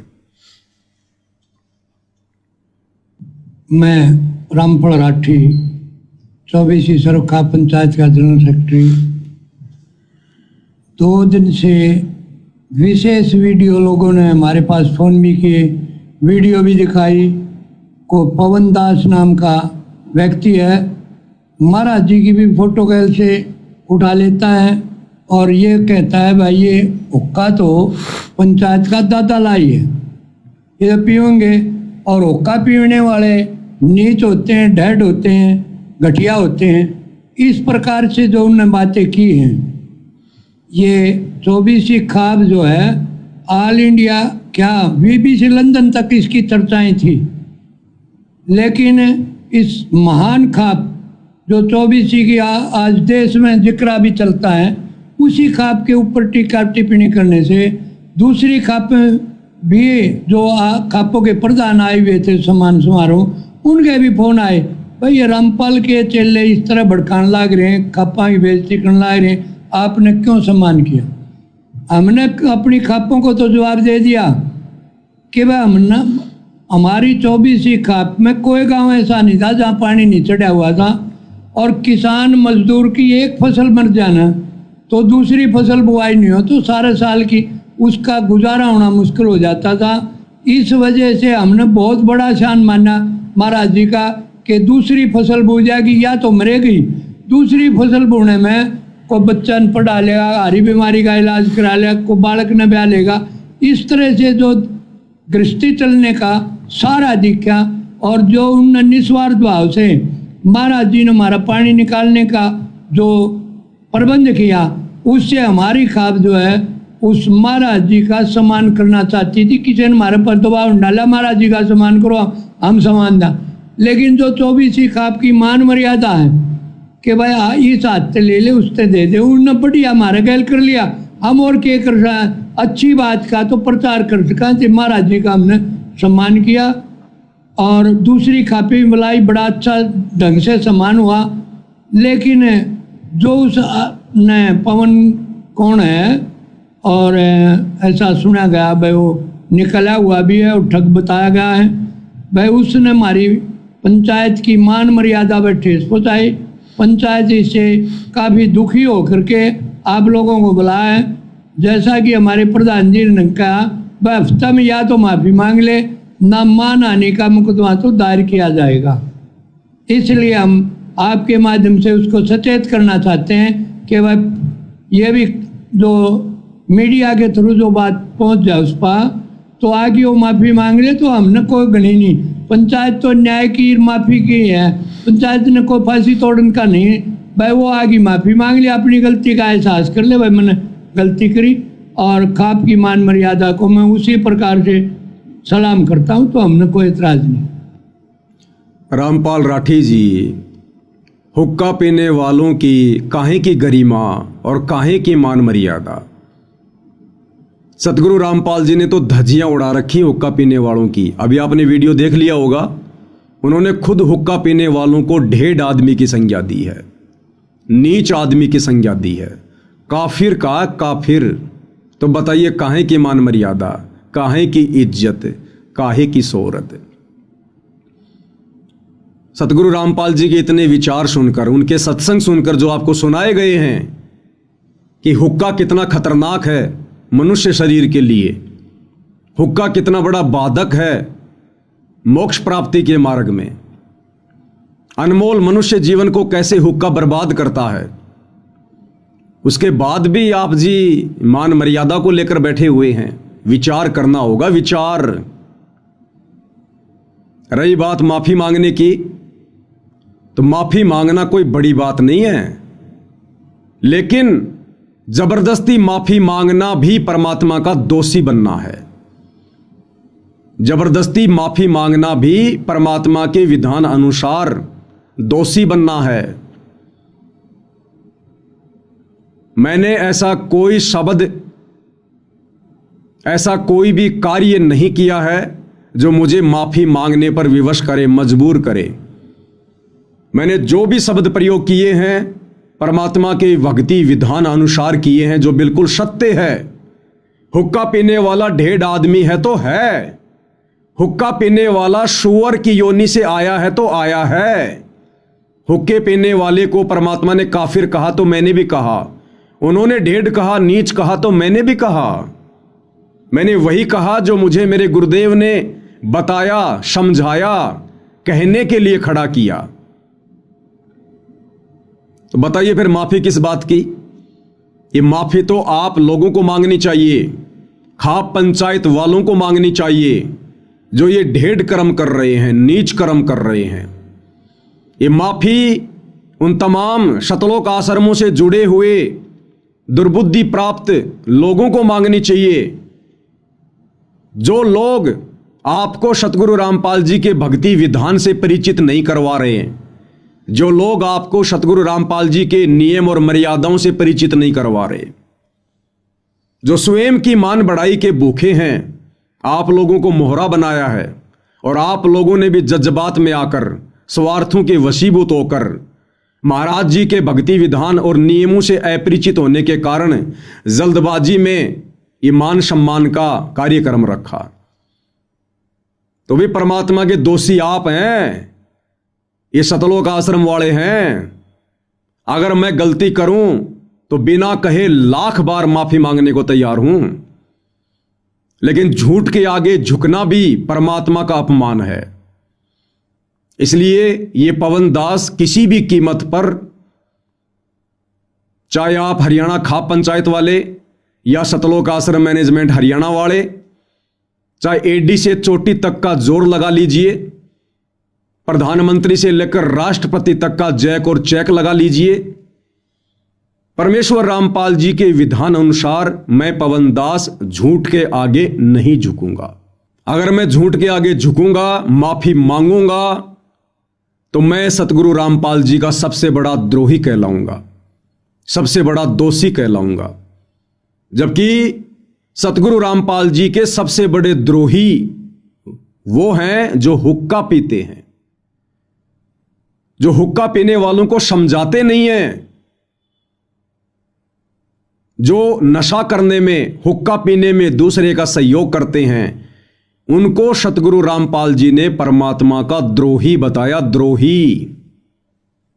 सतगुरु रामपाल जी के मुख कमल से आपको सुना देते हैं कि हुक्का पीने वाला परमात्मा का सबसे बड़ा द्रोही है। हिंदू तुर्क को जो दीनी तलाक, पीवे तमाकू वो सरे के कजाक।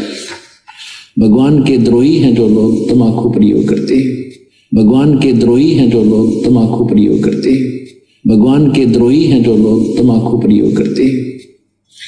कहते हैं अब हिंदुओं को समझाते हैं। तो क्या कहा सतगुरु रामपाल जी ने कि परमात्मा के द्रोही हैं वो लोग जो तमाकू प्रयोग करते हैं। द्रोही कैसे? क्योंकि परमात्मा यहां संत रूप में हम मनुष्य शरीरधारी जीव आत्माओं का उद्धार करने के लिए आते हैं। पहले हमें वो मनुष्य जन्म देते हैं, फिर उस मनुष्य जन्म में संत रूप में वे स्वयं आकर हमें अपनी शरण में लेते हैं, सत्संग करते हैं, प्रवचन करते हैं, हमें उन तमाम भक्ति विरुद्ध कर्मों से, कुकर्मों से परिचित करवाते हैं जो भक्ति बाधक होते हैं। और उसके बावजूद भी जो व्यक्ति इन बुराइयों को नहीं त्यागता है तो वो परमात्मा का सबसे बड़ा द्रोही होता है, सबसे बड़ा दोषी होता है वो। अब आगे सतगुरु रामपाल जी परमात्मा कह रहे हैं कि एक तरफ तो तुम अपने आप को हिंदू कहलाते हो कि हम हिंदू हैं, हम सनातनी हैं, और गाय को अपनी माता का दर्जा देकर बैठे हैं कि गाय हमारी माता है, गाय हमारी माता है। प्रधान जी, आगे इस सत्संग को ध्यान से सुनना जो सतगुरु रामपाल जी सुना रहे हैं। आप हुक्का पीने वाले, तमाकू पीने वाले, बीड़ी सिगरेट पीने वाले लोग गाय का खून पी रहे, गाय का खून। अरे हिंदू समाज में गाय को मारकर खाने वाला, गाय का मांस खाने वाला व्यक्ति कितना बड़ा दोषी होता है, कितना बड़ा परमात्मा का द्रोही होता है। ऐसे व्यक्ति का समाज से बहिष्कार कर दिया जाता है, लोग उससे नफरत करने लगते हैं जो व्यक्ति गाय का मांस खाता है। और आप हुक्का पीने वाले, आप लोग गाय का खून पी रहे, गाय का खून। आप लोगों को यही नहीं पता कि यह तमाकू बना कैसे है, तमाकू के बीज की उत्पत्ति हुई कैसे है, और ना आपको ये सतलोक आश्रम वाले बता रहे। अब सतगुरु रामपाल जी बताएंगे, सत्संग ध्यान से सुनिए। आप काहे के पंचायती हैं, काहे के प्रधान जी हैं आप? ये मनुष्य जन्म परमात्मा ने प्रधानी करने के लिए नहीं दिया। न्याय करने वाला धरती पर आ चुका है, परमपिता परमात्मा सतगुरु रामपाल जी भगवान। ये कर्मों के अनुसार न्याय होगा। अब जैसे ये प्रकृति आप लोगों के साथ में न्याय कर रही है, ये गांव में बाढ़ आई, फसल बर्बाद हो गई, ये प्रकृति न्याय कर रही है कर्मों का। अभी तो ना जाने कितने कर्म बाकी हैं जिनका प्रभाव आप लोगों पे पड़ेगा, देश दुनिया पर पड़ेगा, क्योंकि वर्तमान में सारी दुनिया युग परिवर्तन के दौर से गुजर रही है। 2028 निर्धारित समय है। हर प्रकार से प्रकृति तांडव मचाएगी। अभी तो ढंग से शुरुआत भी नहीं है। अतिवृष्टि, अनावृष्टि, ओलावृष्टि, सूखा, बाढ़, महामारियां, युद्ध, गृह युद्ध, अभी आपने देखा क्या है? अभी तो खाली एक बांध का पानी छोड़ा गया है जिसमें गांव के गांव डूब गए। जिस दिन वो बांध टूटेंगे उस दिन क्या होगा? वो मोटर और पाइप वो जमीन के नीचे धरे के धरे रह जाएंगे। ये आश्रम वाले कोई मदद नहीं कर पाएंगे, खुद की भी नहीं कर पाएंगे। उन कर्मों से आप लोगों को कौन बचाएगा? ये परमात्मा बचाएगा, सतगुरु रामपाल जी भगवान बचाएगा। और कब बचाएगा? जब आप उनके शरण में आओगे, हुक्के जैसे नीच कर्म को त्याग दोगे, हुक्के को फोड़ के घर से बाहर फेंक दोगे, उनकी शरण में आकर शत भक्ति करोगे। तो एक तरफ तो आप अपने आप को पंचायती कह रहे हैं, अपने आप को सनातनी कहते हैं, हिंदू कहते हैं, और रोजाना आप लोग तमाकू के माध्यम से गाय का खून पी रहे हैं, गाय का खून। सतगुरु रामपाल जी अपने ही पुराणों से दिखा रहे हैं, बता रहे हैं कि तमाकू की उत्पत्ति गाय के खून से हुई है, गाय के खून से। तो बताइए सरपंच जी, प्रधान जी, ये मानहानि का दावा आपके ऊपर नहीं बनता क्या? इन हुक्का पीने वालों के ऊपर नहीं बनता क्या? बीड़ी सिगरेट पीने वालों के ऊपर नहीं बनता क्या? अरे गाय तो आपकी भी माँ है, और यदि आपकी माँ का कोई खून पिएगा, तमाकू पिएगा, तो क्या आप उसके ऊपर मानहानि का दावा नहीं करोगे? और यदि आप हुक्का पी रहे हैं, अपनी माँ का खून पी रहे हैं, गाय का खून पी रहे हैं, तो क्या कोई आपके ऊपर मानहानि का दावा करने का अधिकारी नहीं है? तो भाई पहले पंचायती बनो, और उसके लिए सबसे पहले सतगुरु रामपाल जी के सत्संग सुनो, उनके प्रवचन सुनो। परमात्मा कहते हैं भक्ति बिना नर और खर एक है। भक्ति यानी ज्ञान। कौन सा ज्ञान? सच्चा ज्ञान, सत ज्ञान, तत्व ज्ञान, जो वर्तमान में केवल धरती पर सतगुरु रामपाल जी के पास है। ये बाकी आचार्य, शंकराचार्य, महर्षि, संत, मंडलेश्वर, इनके पास ज्ञान नहीं है, छींट भी नहीं है। सतगुरु रामपाल जी की शरण में आकर इनका ये तत्व ज्ञान समझे बिना खुद कबीर भगवान कह रहे हैं कि वो प्राणी और गधे में यानी खर में कोई अंतर नहीं है। तो जब तक भाई इस देश दुनिया का कोई भी व्यक्ति, जिसमें राजा भी आ गया, जिसमें प्रजा भी आ गई, जिसमें आप प्रधान जी भी आ गए, सब आ गए, जो व्यक्ति सतगुरु रामपाल जी से उपदेश लेकर सत भक्ति नहीं करता है, उसको सतगुरु रामपाल जी ने, कबीर भगवान ने गधे की श्रेणी में लिया। गधे की श्रेणी में। भक्ति बिना नर और खर एक हैं, जिन हरि पद नहीं जाण्या, पूर्ण ब्रह्म की परख नहीं रे, पूज मरे पाषाणा। इन पत्थर पूजने वालों को सतगुरु रामपाल जी ने गधे की श्रेणी में रखा है, जो मनुष्य जन्म प्राप्त करके भी सच्चे सतगुरु के सत ज्ञान से वंचित रहकर और अंत में 84 लाख योनियों में गधे की योनि ही प्राप्त करेंगे।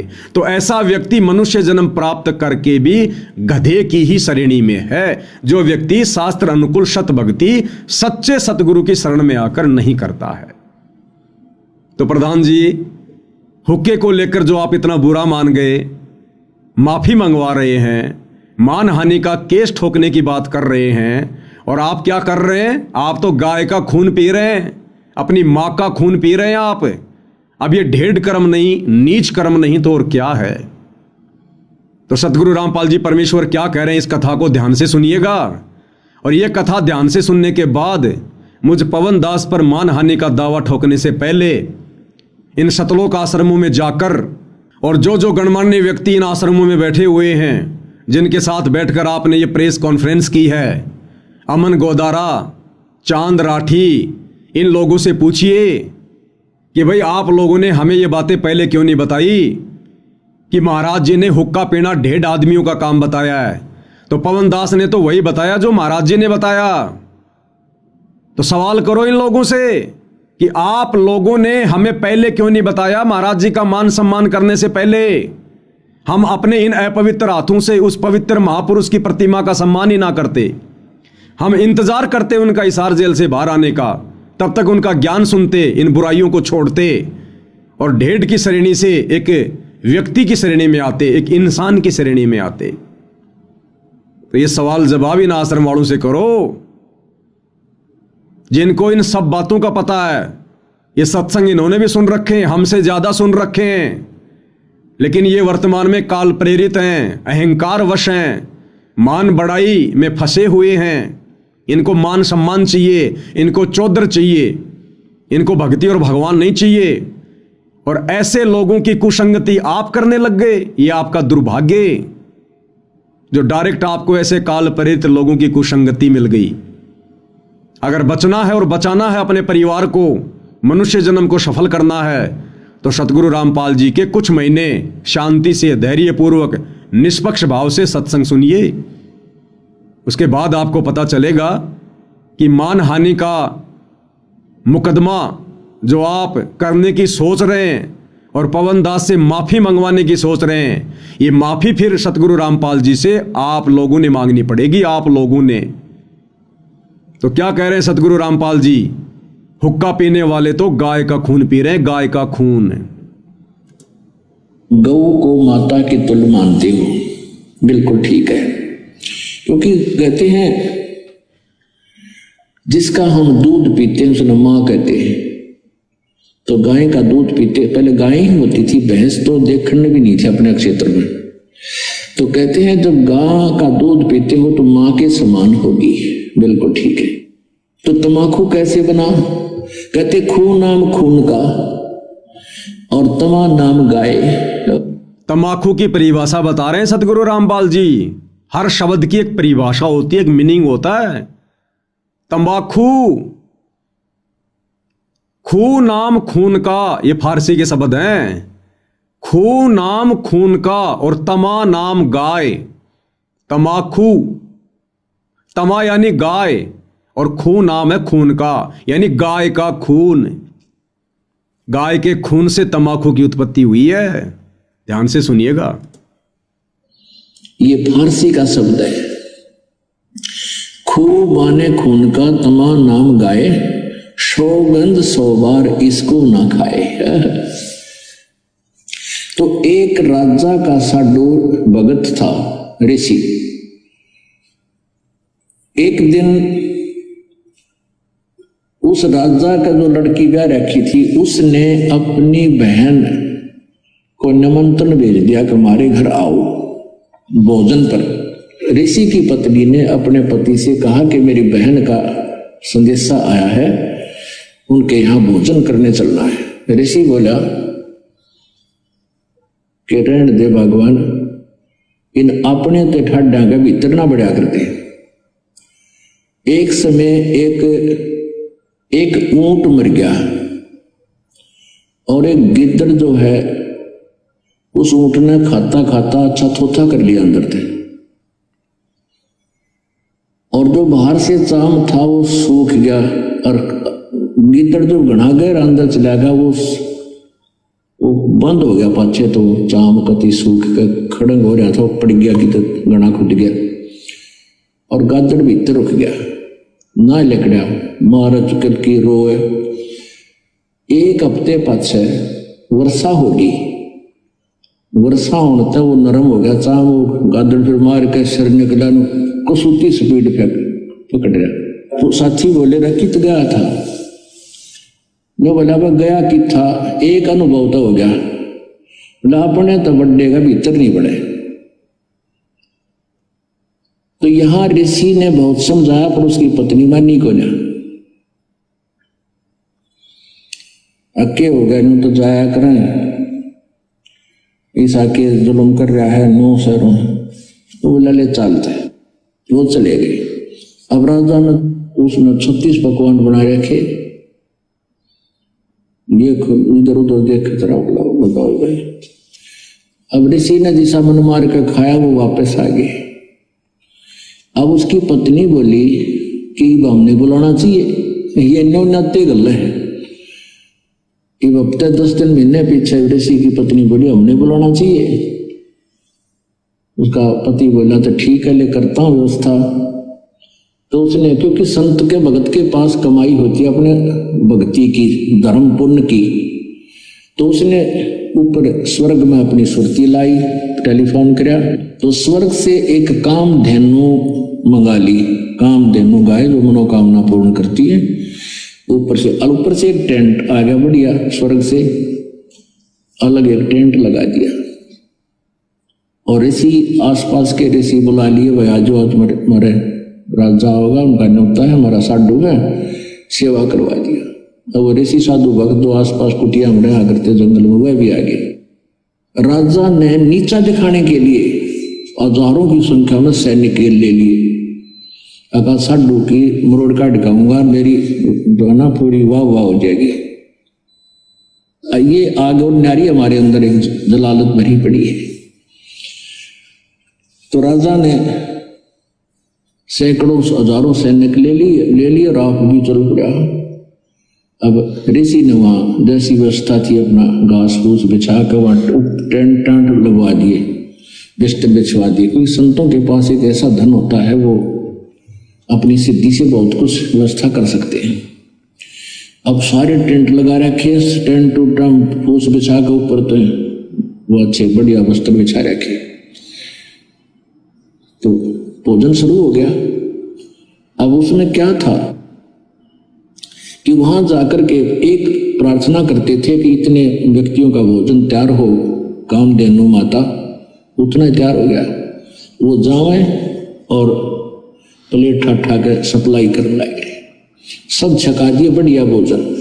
राजा ने सोचा भाई वो भिखारी आदमी घास फूस खानिया और इतने बढ़िया भोजन ये लाया कहां से? हर प्रकार के जैसे राजा ने पकवान बनाए थे उसी टाइप के आइटम, पर उनसे भी स्वादिष्ट। जब सब खाना वाना खा लिया, राजा ने पूछा भाई कहां से लाए ये भोजन, कहां से बनवाया आपने?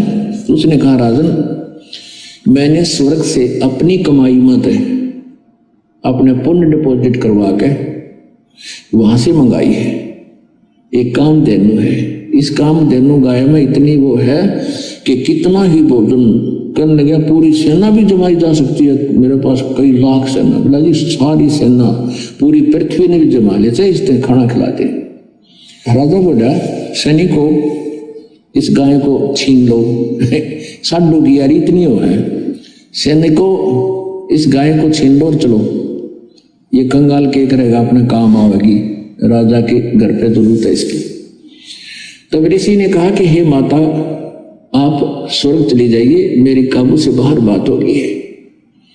तो ऐसे ही वो गौ जो है ना कामधेनु उस टेंट को चीरती हुई आकाश में उड़कर चल पड़ी।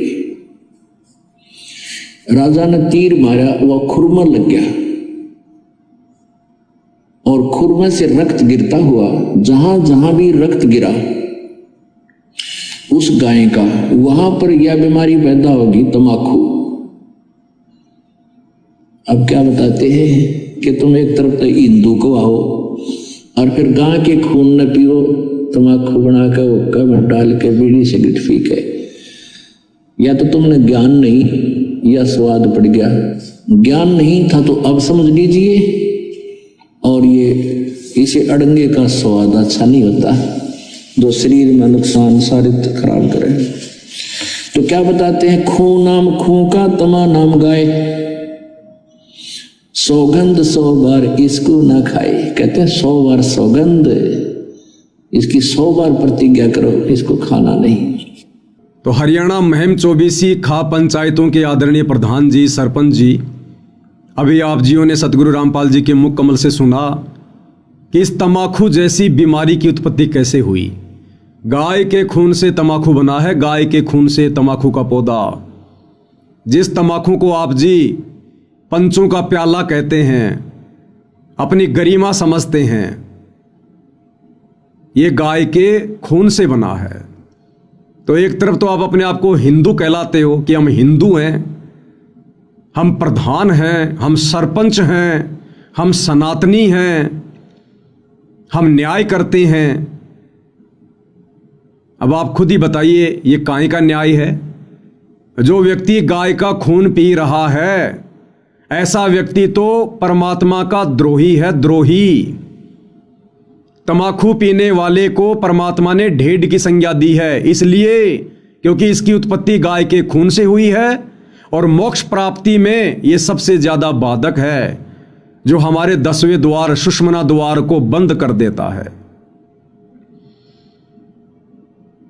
आप तमाम प्रधानों से, सरपंचों से, जिन जिन को मेरे द्वारा बनाए गए वीडियो से आपत्ति हुई है, आप सभी से विनती है, प्रार्थना है, आप तमाम लोग मेरे लिए आदरणीय हैं, सम्माननीय हैं। और ये वीडियो मैंने किसी राग द्वेष या ईर्ष्या के वशीभूत होकर नहीं बनाया है, क्योंकि सतगुरु रामपाल जी के सत भक्ति मार्ग में राग द्वेष और ईर्ष्या के लिए कोई जगह नहीं है। स्वयं सतगुरु रामपाल जी कहते हैं कि एक शत्रु एक मित्र है, भूल पड़ी रे प्राण, यम की नगरी जाएगा शब्द हमारा मान। और राग द्वेष बड़े रोग हैं, यम के पड़े जंजीर। राग द्वेष तो मुझ पवनदास को या साध संगति से जुड़े हुए मेरे किसी भी भगत भाई बहन को, इन शतलोक आश्रम वालों से भी नहीं है, सतगुरु रामपाल जी के नालायक बेटा बेटी भाई बंधु रिश्तेदारों से भी नहीं है, जो आए दिन भगत समाज की मर्यादाएं तुड़वाते रहते हैं, संत समाज से भक्ति विरुद्ध कर्म करवाते रहते हैं। राग द्वेष और ईर्ष्या तो हमें उनसे भी नहीं है, क्योंकि उनके कर्म अंत में उन्हीं को भोगने पड़ेंगे। और सच कहना कोई दोष नहीं है, इसलिए सच हम अंतिम श्वास तक कहेंगे। और हुक्का पीने वालों को जो ढेड व्यक्ति की श्रेणी में लिया गया है, नीच और काफिर व्यक्ति कहा गया है, ये सच है, परम सच है। स्वयं परमात्मा ने कहा है, सतगुरु रामपाल जी ने अपने मुख कमल से कहा है। तो माफी मांगने का तो यहां पर कोई सवाल ही पैदा नहीं होता है। बाकी आप किसी भी कानूनी कार्रवाई के लिए स्वतंत्र हैं। ये सच जब तक सतगुरु रामपाल जी का आशीर्वाद है, मैं यूं ही कहता रहूंगा। तमाम उनके फॉलोवर जो उनको पहचान चुके हैं, उनके ज्ञान से परिचित हो चुके हैं, वो इसी प्रकार से कहते रहेंगे। तो मेरा किसी से कोई राग द्वेष नहीं है। अंत में मेरा आप सभी से यह निवेदन है, मुकदमे चाहे 50 करो, नो प्रॉब्लम, लेकिन मुकदमा करने से पहले आप मुकदमा किस विषय पर करने जा रहे हो, उसमें कितनी सच्चाई है। सतगुरु रामपाल जी के सत्संग सुनकर, कुछ एक सत्संग मैंने आपको सुना दिए हैं, ये तो केवल अंश मात्र जानकारी है। बाकी आप उनके यूट्यूब पर सत्संग सुनिए। नशे को लेकर, हुक्के को लेकर एक काफिर का अंग उनका सत्संग है, लगभग 1.5 घंटे का। आप यूट्यूब पर सर्च कीजिए, काफिर का अंग संत रामपाल जी महाराज। 1 घंटा 40 मिनट का सत्संग होगा। उसमें नशे के ऊपर, तमाकू के ऊपर, मांस खाने वाले के ऊपर, शराब पीने वाले के ऊपर उन्होंने विशेष तौर पर स्पष्टीकरण दिया है। उसके बाद आप जी कोई कदम उठाना, अन्यथा आज आप खाप पंचायत के प्रधान जो मुझ पवनदास के ऊपर मानहानि का बेबुनियादी मुकदमा ठोकने जा रहे हैं, मेरा तो इस मुकदमे से कुछ भी नहीं बिगड़ेगा, कुछ भी नहीं बिगड़ेगा। पिछले 9 वर्षों से ये सतलोक आश्रम वाले ना जाने मेरे ऊपर कितने मुकदमे करवा चुके हैं, मुझे जेल करवा चुके हैं, हर प्रकार से मेरे साथ मार पिटाई करवा चुके हैं। धमकियों की तो गिनती नहीं, गालियों की तो बौछार कर रखी है। 9 साल से जब ये मेरा कुछ नहीं बिगाड़ पाए, बाड़ बाका नहीं कर पाए, तो प्रधानों आप क्या कर पाओगे? फिर भी आपको लगता है कि हम कुछ कर सकते हैं, तो आप जी अवश्य कीजिए। लेकिन आज आप जो ये बेबुनियादी मुकदमा करने जा रहे हैं, सतलोक आश्रम वालों की कुसंगति में पड़कर, उनके एहसानों के तले दबे होने के कारण और अपनी झूठी मान मर्यादा और गरिमा को बचाए रखने के लिए, आने वाले दिनों में, आने वाले समय में इस झूठे मानहानि के मुकदमे के लिए आप सर्व उन तमाम खाप पंचायत के प्रधानों को, सरपंचों को, जो जो लोग इस मुकदमे में गवाह बनेंगे, इस मुकदमे को करने में सहयोगी बनेंगे, आप तमाम लोगों को सार्वजनिक तौर पर सतगुरु रामपाल जी से और मुझ पवन दास से माफी मांगनी पड़ेगी, आज नहीं तो कल, जब आप उनके भक्ति विधान से परिचित हो जाओगे। तो मुझ पवन दास की केवल इतनी विनती है, इतनी प्रार्थना है, परमेश्वर के विधान को, तंबाकू सेवन को लेकर, हुक्का पीने को लेकर आपके सामने मुझे रखना था। मैंने सतगुरु रामपाल जी के सत्संगों को आधार बनाकर आपके सामने रख दिया है। अब इसके बाद जो भी निर्णय है वो आपका है। मैंने ये वीडियो कोई भय में आकर नहीं बनाया है और ना हमें किसी प्रकार का कोई भय है, क्योंकि हमारे साथ में भगवान है, हम सच के साथ में हैं और जिसके साथ में भगवान होता है, जो सच्ची राह पर होता है, दुनिया उससे डरा करती है, वो लोग दुनिया से नहीं डरा करते हैं। तो ये वीडियो मैंने एक बार जो पुनः बनाया है, ये आप लोगों को फिर से परमात्मा का दोही बनने से बचाने के लिए बनाया है। ये झूठा मानहानि का मुकदमा करके आप अपने और अधिक ये कर्म ना बिगाड़ो, ना फोड़ो। पहले से आप लोगों के इतने ये कर्म बिगड़े हुए हैं कि आप लोगों के ऊपर आपत्तियों पर आपत्ति आ रही है। ये गांव में बाढ़ आना, फसलें बर्बाद होना, इतना नुकसान होना, ये आपके कर्मों का परिणाम है।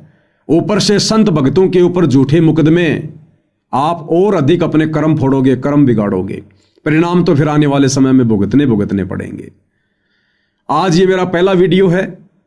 कल का वीडियो शतलोक आश्रम वालों के ऊपर होगा। वो शतलोक आश्रम वाले जो इस प्रेस कॉन्फ्रेंस में आप लोगों के साथ में बैठे हैं, जो आप लोगों को भड़का रहे हैं, आप लोगों को उकसा रहे हैं अपने धार्मिक धंधे के लिए कि पवन दास को जेल में करवा दिया जाएगा तो हमारा धार्मिक धंधा बढ़िया चलेगा, अच्छा चलेगा।